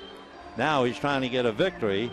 He's made 15 starts without a win, twice now. Before the 15, he had 16 starts without a win. So he went up against Dana Evelyn. Evelyn had the rough 2nd inning where he made 35 pitches, gave up 5 hits, and the crusher was the home run by Ohlendorf. And that's really the difference. The other, Dana was struggling and had made 94 pitches in 5 innings. However, Ohlendorf has made only 56. And he goes to work in the 6th. Matt Kemp has struck out and grounded out, 0 for 2, and is promptly hit by the pitch. Well, we talked earlier about that old Pittsburgh-Washington game back in the early 1900s. There were 8 hit batters in that game. So Kemp is hit by a pitch. Fedorovich was hit by a pitch. Darno was hit by a pitch. So we've had 3 hit batters. Kemp, of course, goes to first, and you're immediately thinking it's almost like giving him a double. He has stolen 39 bases, trying for number 40. So Ohlendorf working on Rivera, and Kemp ready to answer back. 0-1 to Juan, hitting .287. Rivera has 3 home runs, 34 runs batted in. Down in the Pirate bullpen, the right-hander Chris LaRoe and the left-hander Daniel Moscos. They're warming up. Rivera, Loney, and Sands, with Kemp taking a conservative lead for the moment.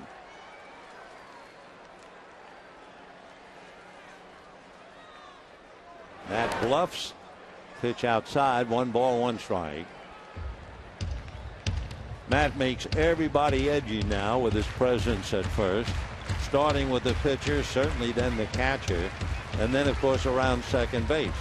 With a right-hand hitter Rivera at the plate, you would assume that Neil Walker will break to cover if there is an attempted steal. 1 ball and 1 strike.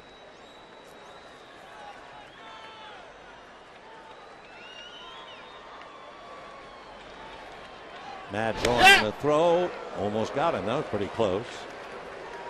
By the way, Matt Kemp being hit by a pitch. He's been nailed now 5 times. Rod Barajas has been hit 4 times. Juan Uribe was hit 6 times. All right, 1 ball, 1 strike. There goes Kemp on a pitch out. Dumet's throw. They got him. So they call the pitch out. Dumet's throw was slightly high and began to tail, but Walker made a good play. So Kemp is erased 2-4. Figured Walker would be covering. And just did get him before his hands on the bag. Tim Timmons, the second base umpire, right there to see it. No doubt about it. So 1 out. Matt does not get his 40th stolen base. Rivera, high fly ball to deep right field. Going back is Ludwig and will put it away for the 2nd out. So 2 down and James Loney coming up. Number 7, first baseman James Loney.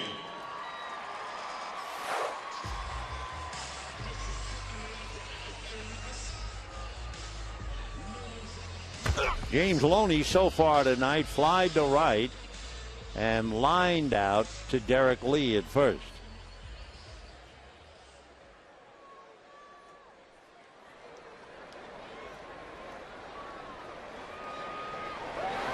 Ball 1. Interesting thing about the Dodgers this year, they are 37-37 at home, 500, 36-38 on the road. So there's really only 1 game difference between home and road, which is kind of shocking. There's a hopper flag by Walker, and that'll do it for Loney and for the Dodgers. No runs, no hits, nobody left at the end of 5.5. Now 6, 4-2 Pittsburgh.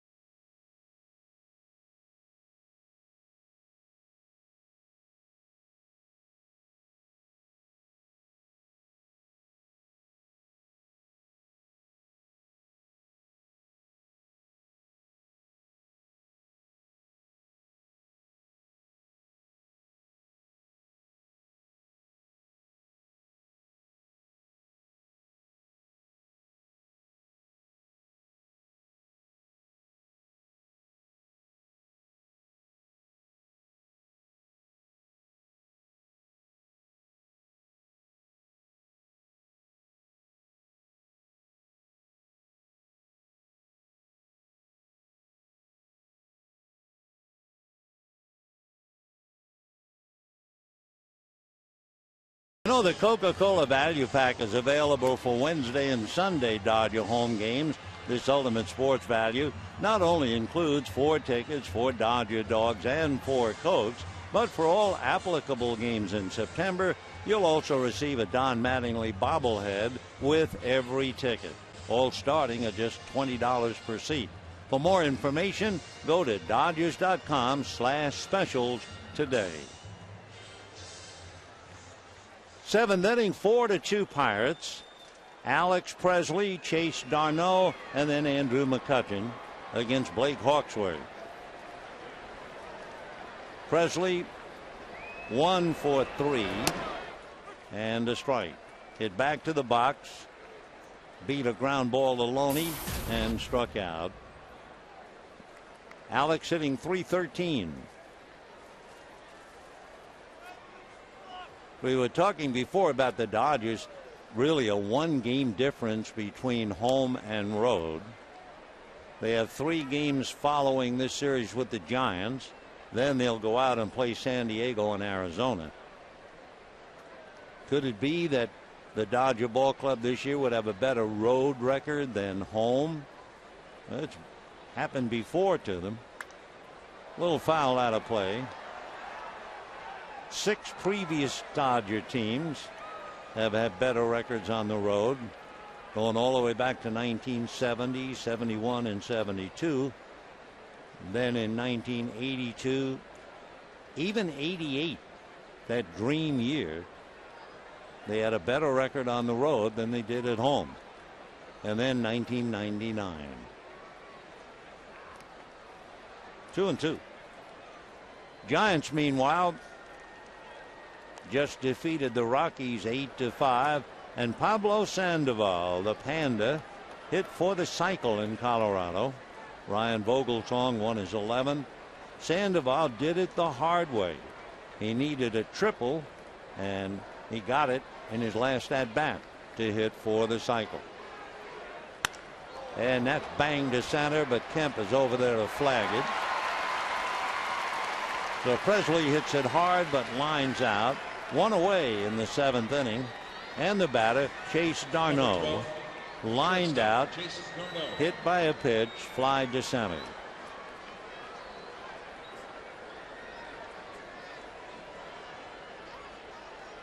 Darno is spelled with a small d and then Arnaud. Chase Darno, like a member of the Three Musketeers. Foul ball, 0-1 the count.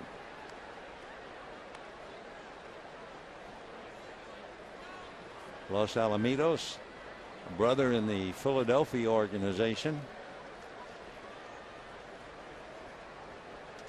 hitting just .197. Nice that he gets a chance to play here at home, which is typical of Clint Hurdle. Popped up. It'll be Sellers. So quickly, 2 out here in the 7th inning. Pittsburgh has had 2 hits since the 3rd inning and 3 hits since the 2nd inning, but they're leading 4-2. And the batter is Andrew McCutchen. By the way, and this will be the last one of old history, you ever wonder how they got the name Pirates? I mean, you're in Pittsburgh, you're not looking at the ocean. That's a strike. Well, you go back to 1891. There was a second baseman with Philadelphia of the American Association. His name was Lou Bierbauer. And the Pittsburgh got him, and they said he pirated Bierbauer from Philadelphia. And from the expression pirated, it stuck.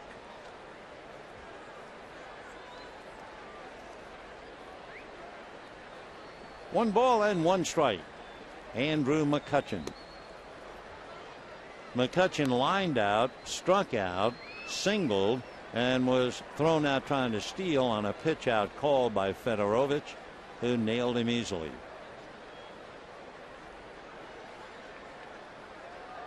Two and one. Little ground ball to Gordon. McCutchen running hard, but he's out by plenty. So down go the Bucks in the 7th, and we go to the bottom of the 7th. Pirates 4, Dodgers 2.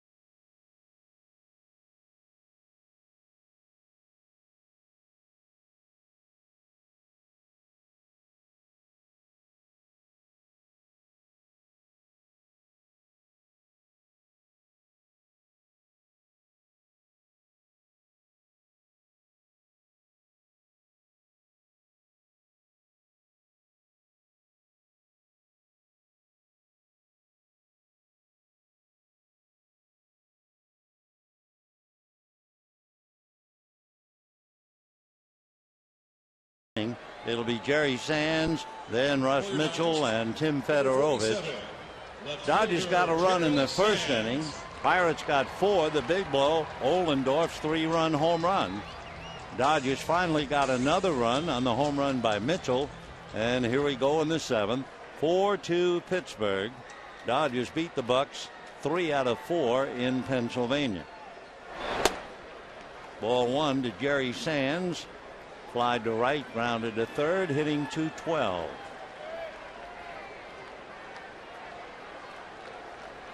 Jerry Sands out of Smithfield, North Carolina. Breaking ball in there. 1-1. He went to Catawba Community College. It was great when he first came up and his family was here. He was sitting directly below the booth, watching him react. Great story. Meanwhile, Ross Ohlendorf has not won a game since July 2 of 2010. That's going to be a strike. So you know how precious this moment is for him. Ohlendorf also had that stretch we mentioned where he went 16 starts without a win. So this is a big game for him. And down goes Sands, slider down and away. Ohlendorf is 29. Number 46. Out of Texas. Russell Mitchell. He has bounced around a bit. Even though Ohlendorf was signed by the Diamondbacks, he made it to the big leagues with the Yankees in 2007. Stayed around in their system, played for them in 2008, then went to the Pirates. Ball 1. But you can imagine you're 28, you haven't won a game in 15 starts, late September. You're trying to impress the ball club to keep you. So it's a big game for him. That's a strike. Mitchell has hit the ball hard. He lined out to third and then hit the home run, his second of the year.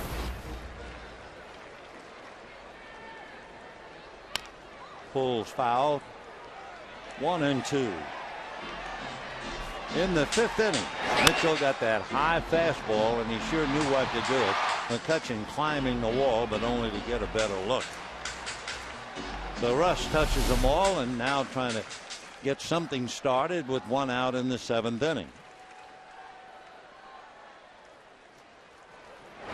Slider popped up behind the plate. Brian Dumet, he's right there. So Mitchell fouls out.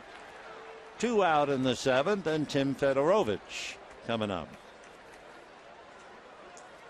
Number 31, catcher Tim Fedorovich. Interesting story about Ross Ohlendorf. We told you how bright he was, writing a brilliant senior thesis at Princeton. He had an 8-week internship with the Department of Agriculture, and how he got there was interesting. The U.S. Secretary of Agriculture grew up in Pittsburgh and was quite a Pirates fan. That's a strike. And he was invited to the park to throw out the ceremonial first pitch, which was caught by Ohlendorf, who asked to receive the pitch when he learned it was the Department of Agriculture secretary. Then he talked to him, later contacted him again to see if he could put to work after the '09 season. And he did. Ground ball to short. On it quickly. Darno to throw him out. So the Dodgers go very quickly in the 7th. And at the end of 7, Ohlendorf walks off 6 outs away, leading 4-2.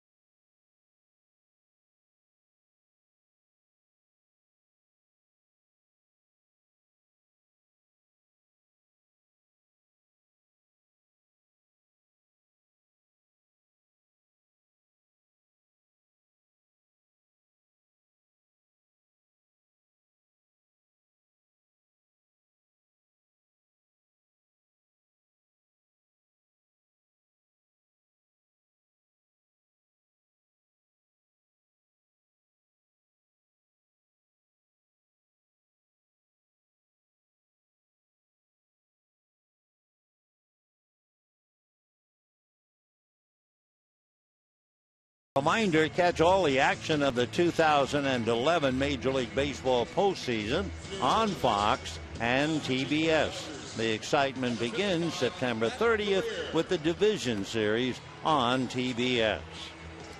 Well, a couple of notes. First of all, Blake Hawksworth, who came in and pitched the 6th and the 7th. The Hawk made 30 pitches, did very well. Now he gives the ball to Matt Guerrier. Meanwhile, down in the Pirate dugout, a lot of people were coming over to shake Ross Ohlendorf's hand, and they were saying nice going, etc. So I have a feeling he's done. You can see he has the light windbreaker on, and you can imagine how he feels. His teammates certainly relate to it. 15 starts without a win, and now he goes out leading 4-2, having hit a home run. But it is no longer in his hands. It'll be in the Pirate bullpen. For Ohlendorf, he had a pretty easy night. Ball 1 to Derek Lee. Ohlendorf retired 10 batters on 3 pitches or less, 9 on 2 pitches or less. So only made 72 pitches in 7 innings. So it was kind of a walk in the park for him.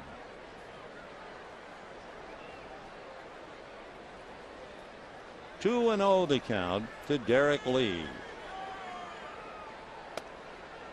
Ball 3. Lee has always been a power hitter. He had 15 in the American League. And 3-0, you never know. Clint might let him swing. Yep. And a base hit. So Derek Lee green lighted 3-0. And Ryan Dumit coming up. That would be hit number 9 for the Pirates. James Loney, no doubt kiddingly, best you can do on a 3-0 pitch. Big strong guy like you hit a little single to center. Derek said, I'll take it. Dumit has singled, hit into a double play, grounded out, 1 for 3.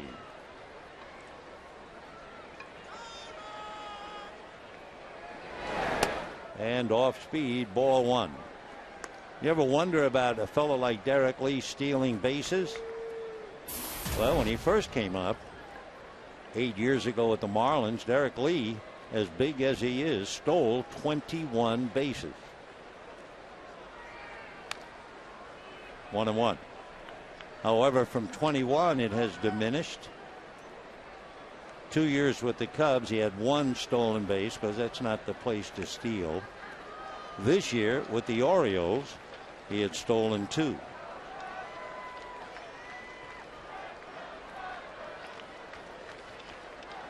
One and 1 to Dumit, over the head and off the glove of Fedorovich. So on, I assume, a wild pitch, but let's wait and see.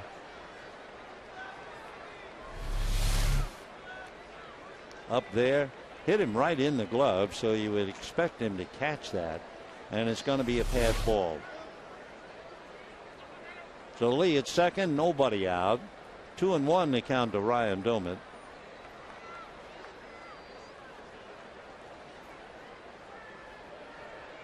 And hammered to right on his horse is Rivera, but that's going to be against the gate. Lee will score easily, and Dumit into second base as he blisters a double, and it's 5-2 in favor of the Pirates. So Derek Lee comes home, and Ryan Dumit just wears the Dodgers out. This year, Ryan Dumit is 9 for 16 against the Dodgers. He's also improved in his throwing. Last year, he threw out only 12% of the runners. It's up to double that this year when he nailed Matt Kemp. Ball 1. Neil Walker has flied to left, double to right, and struck out. So Matt Guerrier, a single and a double, nobody out. Walker, Ludwig, and Wood.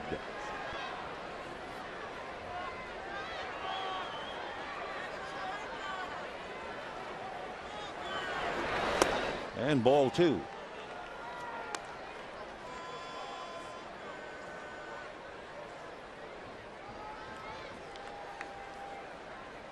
For Matt Guerrier, he's in his 43rd game. Scott Elbert's been 42. In fact, check me on Guerrier. Got him mixed up with Garrett. Matt Guerrier's the workhorse. This would be his 66th game. Strikeouts to walks, 2-1.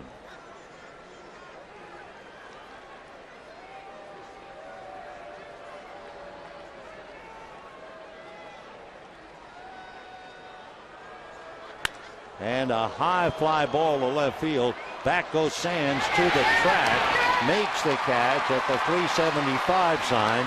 Dummett on his way to third, and he is in there.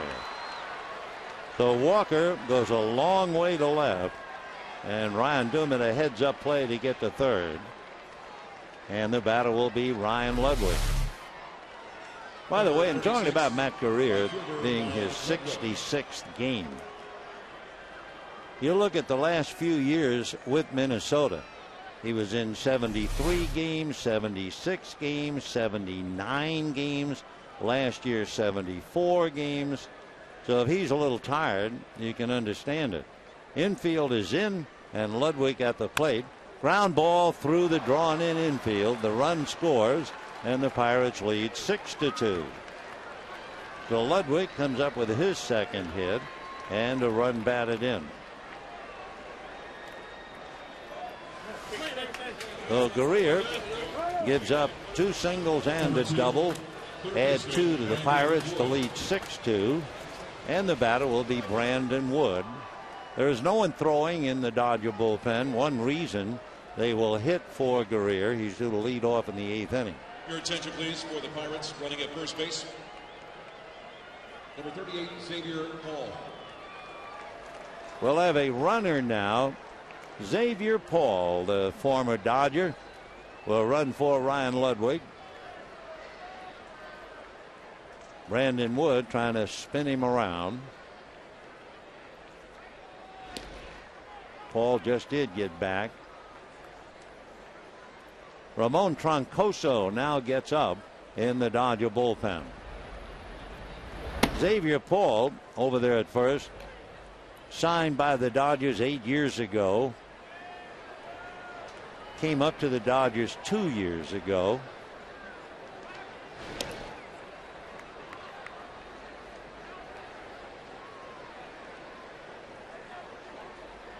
When Xavier left the Dodgers this year, he had only been in 7 games, 44 games the year before. So he's getting a chance to play with Pittsburgh. And looking at Xavier Paul as a runner, a base stealer, he's stolen 15 this year. Back in his younger days at Vero Beach 5 years ago, he stole 22. He can still run pretty well.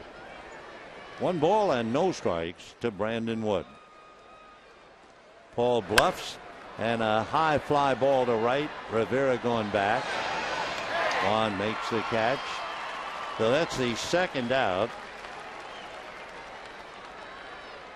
Russ Ohlendorf will not come up. They will bat for him. So it looked they were all saying congratulations, and he was coming out. And Garrett Jones, a left-hand batter, will come up and do the hitting.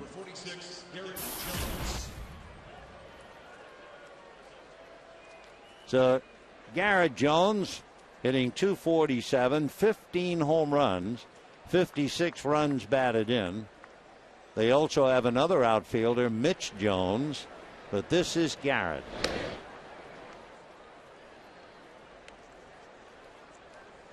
Garrett Jones out of Harvey, Illinois.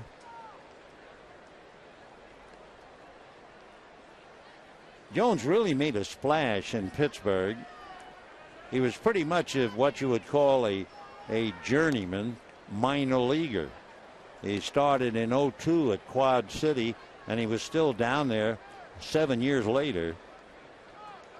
But in 2009, he was called to the majors on the 1st of July, and he hit 7 home runs in his first 12 games. For the month of July, he hit 10 home runs, the most of any major league player.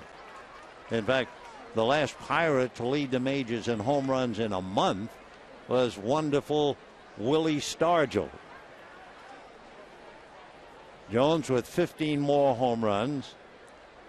He had 21 last year. He's got sock.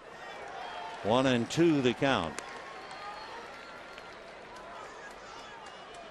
Twice now he's hit 21 home runs with Pittsburgh. 15 this year. Of course, they knew he was going to be a home run hitter. About 9 years ago, he hit 4 home runs in one game in the minors. Curveball gets him. The out recorded at first, and the inning is over. However, not before the Pirates get 2. And at the end of 7.5, 6-2 Pittsburgh.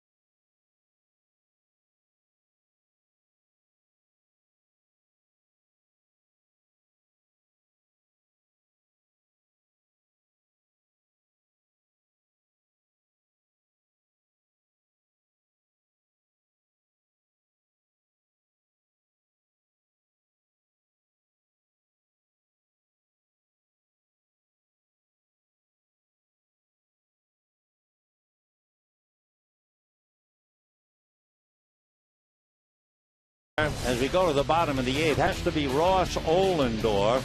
Ohlendorf had good sliders. He had a pretty good fastball, but the slider really did the damage. He wound up striking out 6. He also hit a batter, but did not walk anybody. And then in the second inning, for good measure, he hit a 3-run home run to right field. So the night belonged to Ross Ohlendorf. And now he'll go back hoping it's over, hoping that after 15 starts without a win, Jason Grilli will preserve a 6-2 lead. Trent Olgen will be off the bench, and he will bat against Grilli. 6 runs, 11 hits for the Pirates. 2 runs, 4 hits for the Dodgers. Grilli is 2-1. And by the way, Xavier Paul, who went in to run, is now in right field, formerly occupied by Ryan Ludwig. So here's Jason Grilli. That's in for a strike, 0-1. For Trent Olgen, he's done pretty good work coming off the bench. He has 4 hits, run batted in. Overall batting average, .230. 0-2. Grilli is a veteran. He's 34. Been in the big leagues about 5 years. Began in the Philadelphia Phillies organization. Last year he was in the Cleveland organization, but he had right knee surgery. 0-2. Grilli 34 out of Orlando. And Olsen tied up and strikes out, batting for Guerrier. So Velez struck out, batting for Evelyn. Shortstop D. Gordon. And D. Gordon will be coming up.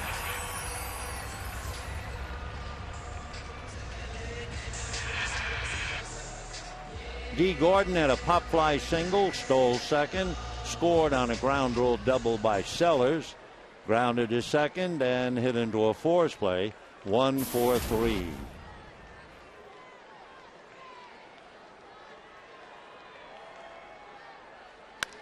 Big bouncer off the glove, deflected off another glove, and Gordon has a base hit. So 2 gloves for a base hit, and Neil Walker laughing about it. So Gordon is 2 for 4 with a pop fly single and a 2-glove single, off one, off the other.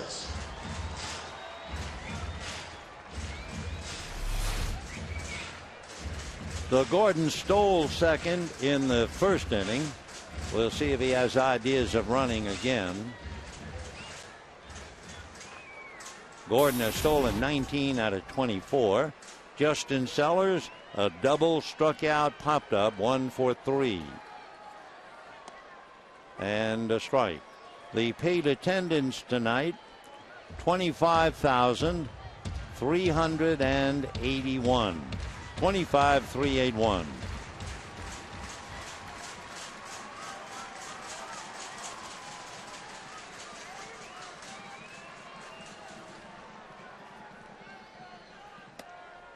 Oh, and 2.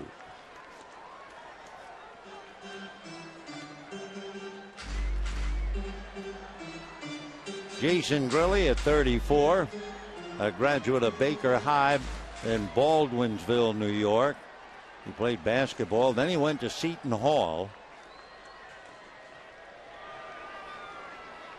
0-2. And strike 3 called to Sellers. So 2 out. And the batter will be Matt Kemp. Seton Hall in New Jersey produced a ball player who signed with the Dodgers to play first base. Then went to the Cubs. Couldn't hit very much in the big leagues. Hit an awful lot of ground balls to second base. His name was Chuck Connors, and he went from baseball to become the rifleman.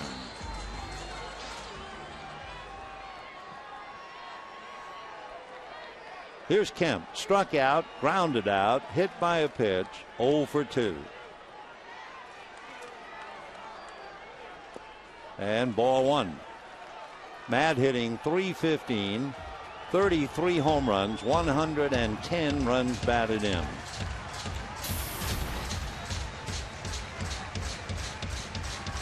Matt, who reached the 2020 club before the All-Star break to join Davey Lopes. Davey did it in '79. 1-0 to Matt.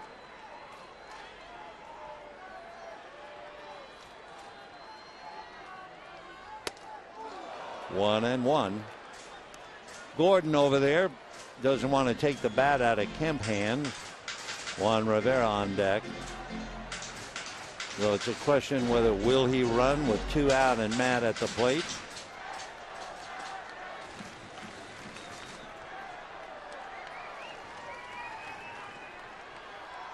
He's not going. And a high fly ball to straightaway center to McCutcheon.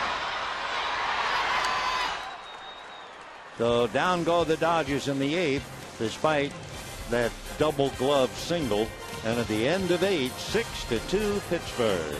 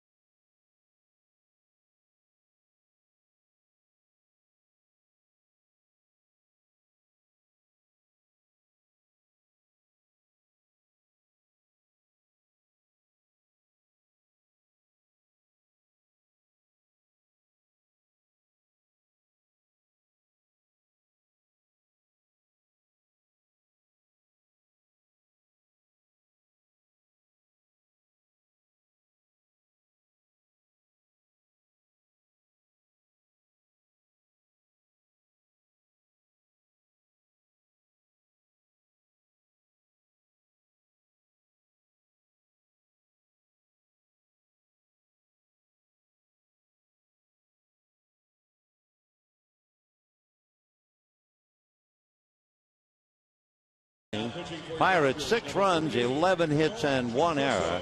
For the Dodgers, 2 runs, 5 hits, and no errors.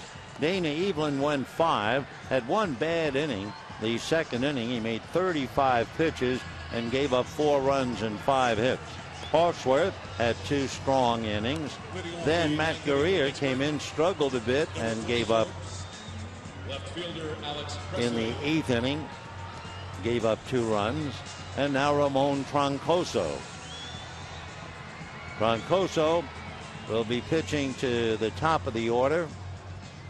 Don't forget tomorrow night, Jeff Locke, and he'll go up against Hiroki Kuroda. Saturday night, James McDonald and Ted Lilly. Sunday afternoon, Brad Lincoln and Chad Billingsley. So here's Presley hitting .311. Alex a strike. He's 1 for 4. Hit back to the box, struck out, fly to center, singled on that ground ball to Loney wide of the bag. Off the plate, 1-1. Ramon Troncoso out of the Dominican Republic, signed as a free agent by the Dodgers back in 2002. He's been in Albuquerque as well as the Dodgers this year. He had 2 years where he stayed without going to the minors, 2009 and 2008.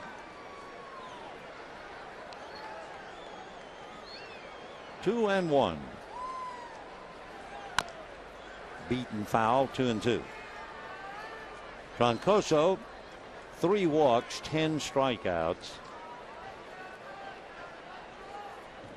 His problem, 19 and a third innings. He allowed 31 hits. Maybe around the plate too much. And down goes Presley, chasing a bad ball. Strikes out a second time, and 1 out, top of the 9th. Chase Darno lined out, hit by a pitch, stole a base, fly to center, and popped up. The young shortstop 0 for 3.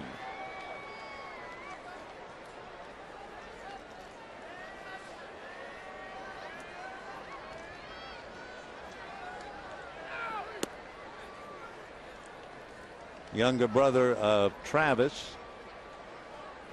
who's in the Phillies organization.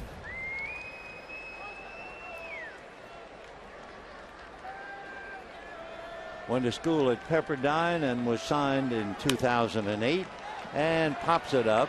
A trio of Dodgers sellers being hollowed off by Kemp. So 2 down. So 2 out, top of the 9th, and Andrew McCutchen lined to third and struck out. Single to left, was thrown out trying to steal and grounded to short. So McCutchen 1 for 4.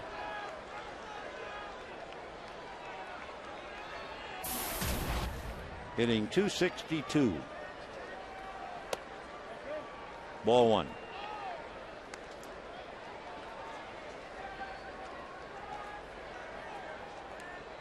McCutchen is 5'11", about 185. High chopper. Mitchell has to double clutch, and that's too late. Rush first waited for the hop and then double clutching before he could make the throw. And with the speed of a McCutchen, that'll be a leg single. And Andrew is now 2 for 5. There's the double clutch. And with McCutchen, you'll lose him. So Andrew's second hit number 1 off Troncoso, hit number 12 for the Pirates. Remember, this is a club, this Pirate team, that after 100 games was in first place. They lost a tough 19-inning game to Atlanta, and then they hit the skids. They've been 16 wins, 38 losses since the 20th of July. So the season just completely turned around on them. However, Clint's got them winning tonight 6-2.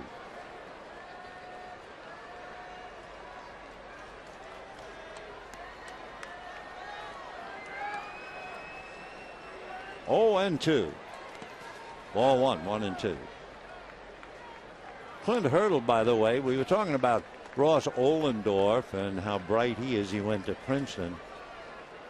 Clint had a chance to attend Harvard on an academic scholarship, as well as a chance to play quarterback at the University of Miami. But he opted to play baseball. And down goes Lee. So Troncoso picks up 2 strikeouts, gives up an infield single. We're going to the bottom of the ninth, 6-2 Pittsburgh.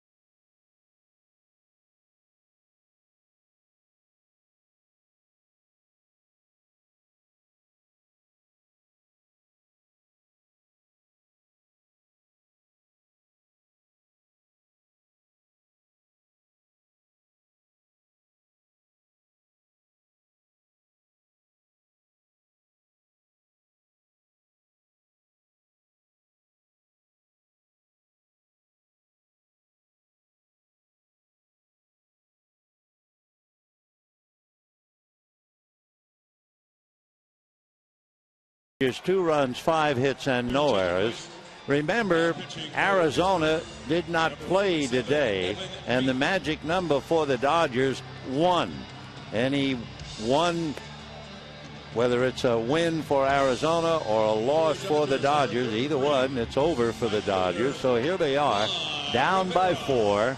Should they lose, they would be mathematically eliminated. And I can hear you saying, yeah, they've been eliminated a long time ago. Well, okay. Evan Meek. Blessed are the meek, they shall inherit the mound. And he'll be pitching to Rivera, Loney, and Sands. Evan Meek out of Bellevue, Washington. 28 years old. In his 3rd year in the big leagues.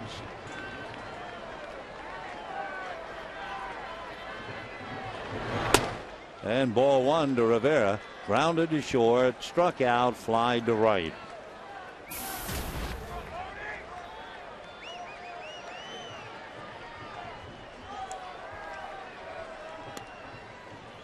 Two and 0 the count. Dodgers have not really rallied. In the first inning, Gordon got a pop fly single, stole second, and Sellers ground rule double scored him. And then Mitchell homer leading off the 5th. Well, they haven't really had a rally. 2-0. Now 2-1. Matt Kemp has been shut down 0 for 3, hit by a pitch. And of course, if you keep Matt quiet, chances are the Dodgers are not going to score very many. 2-1 to Rivera.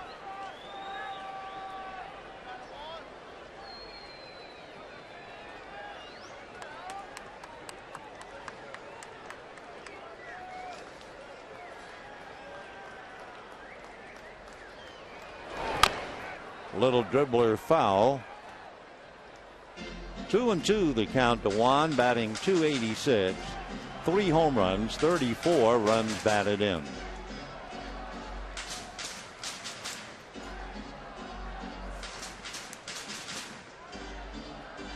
Evan Meek is in his 20th game with a record of 1-1. 6 walks, 13 strikeouts. 2-2. Crack bat, line drive out to Brandon Wood. So that'll be that. 1 away in the 9th inning. Number 7. And the batter will be James Loney. Loney flied to right, lined out to first, grounded to second. James 0 for 3, hitting .274. 9 home runs, 52 runs batted in. The Bucks came here. They have lost 2 in a row and 5 out of 6. So the Buck is stopped here. And they're winning 6-2 with 1 out in the 9th. 6 runs, 12 hits for Pittsburgh. 2 runs, 5 hits for the Dodgers. That's a strike to Loney, 0-1.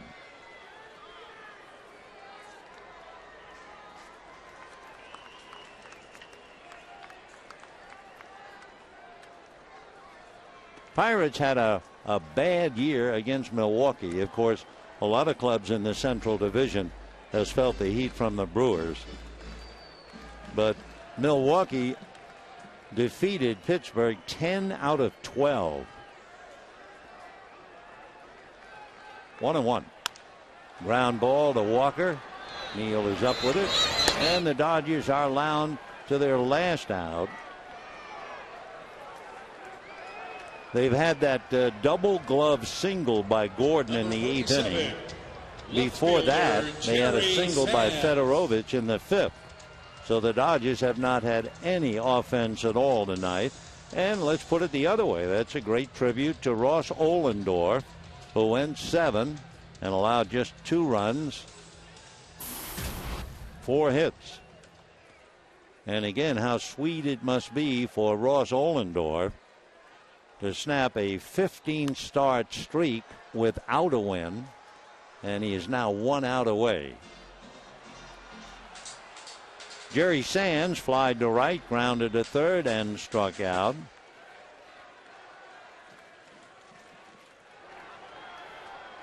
The heart of the Dodger lineup is not beating loudly.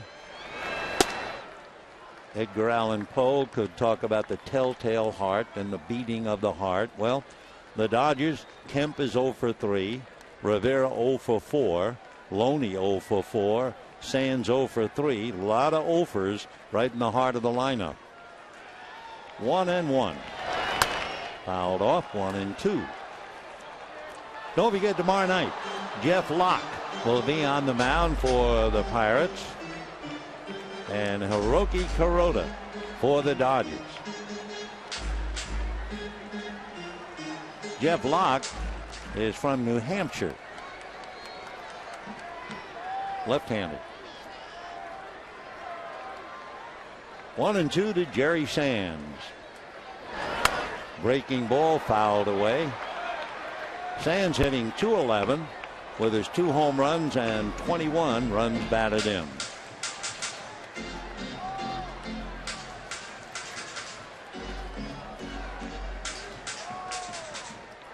$25,381 here tonight.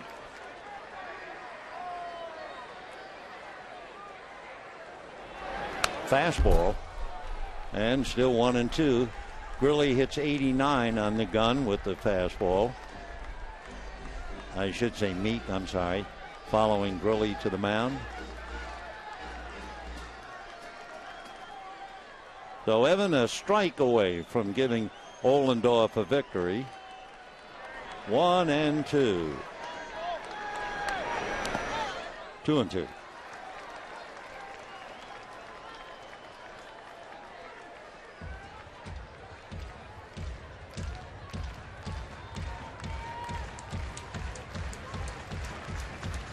Two balls, 2 strikes, 2 out. 6-2 Pittsburgh. Bottom of the 9th.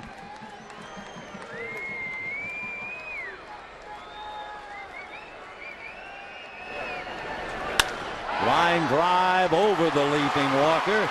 So Sands comes up with a base hit. He's 1 for 4. And with 2 out, the batter will be Russ Mitchell. Neil Walker up the ladder high fastball, and Walker went up and just missed it. So Jerry Sands a base hit. The Dodgers 6th. They had a single off Grilly. They had 4 hits off Ollendorf and a base hit now off Evan Meek. Russ Mitchell lined out to third, homered, and fouled out. Russ 1 for 3, 2 home runs, 2 RBIs, and that gets away from Dumit, but down by 4, 2 out in the 9th. Sands is not about to gamble.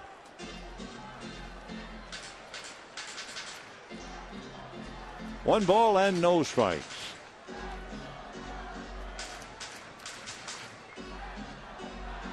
Mitchell trying to keep the inning alive. Tim Fedorovich out on deck.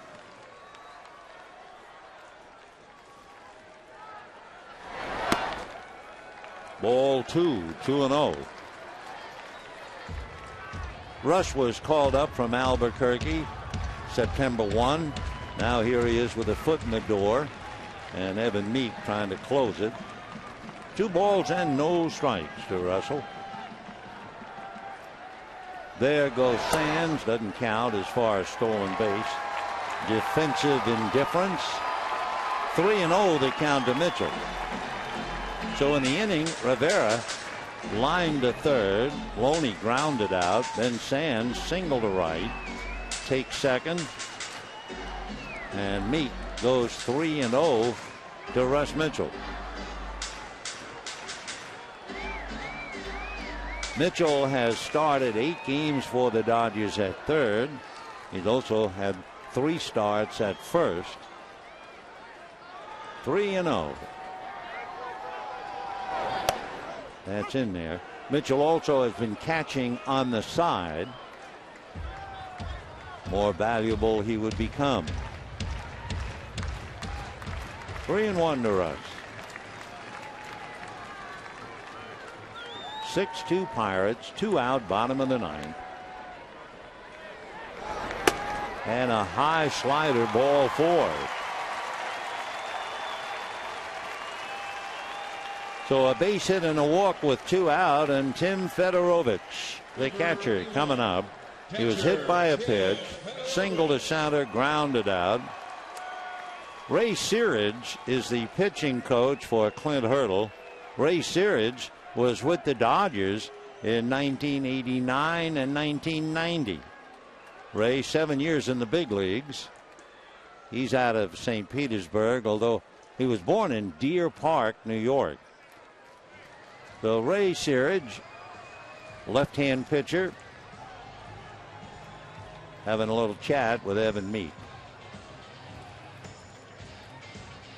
Ray played his baseball at West Liberty State College in West Virginia.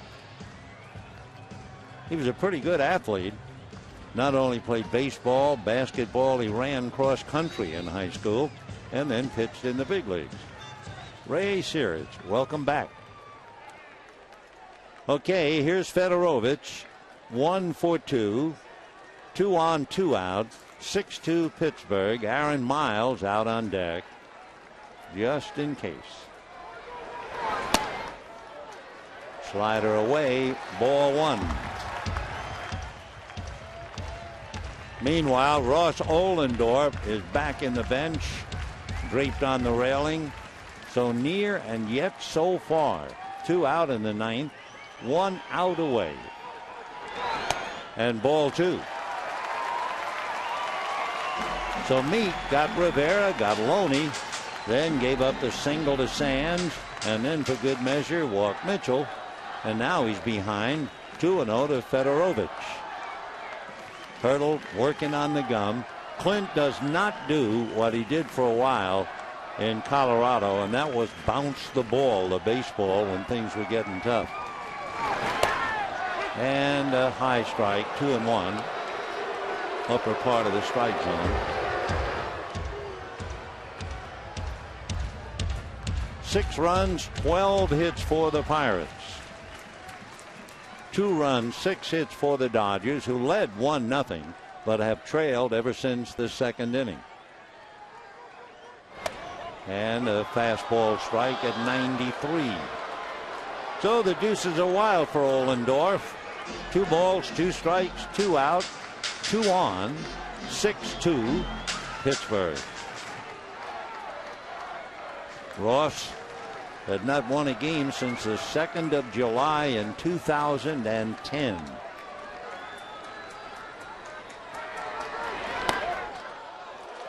Ball 3. They're making him sweat, aren't they?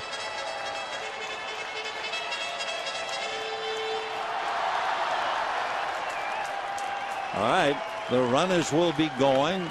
Sands and Mitchell.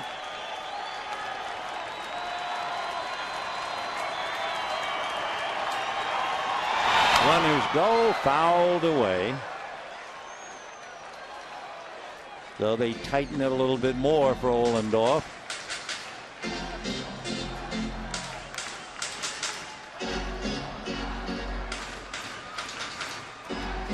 Give you an idea of what it's like. Sands at second. The Dodgers have not had a man at second since Mitchell hit his home run in the 5th, and before that, the 1st inning. All right, Ross so close. And ball 4.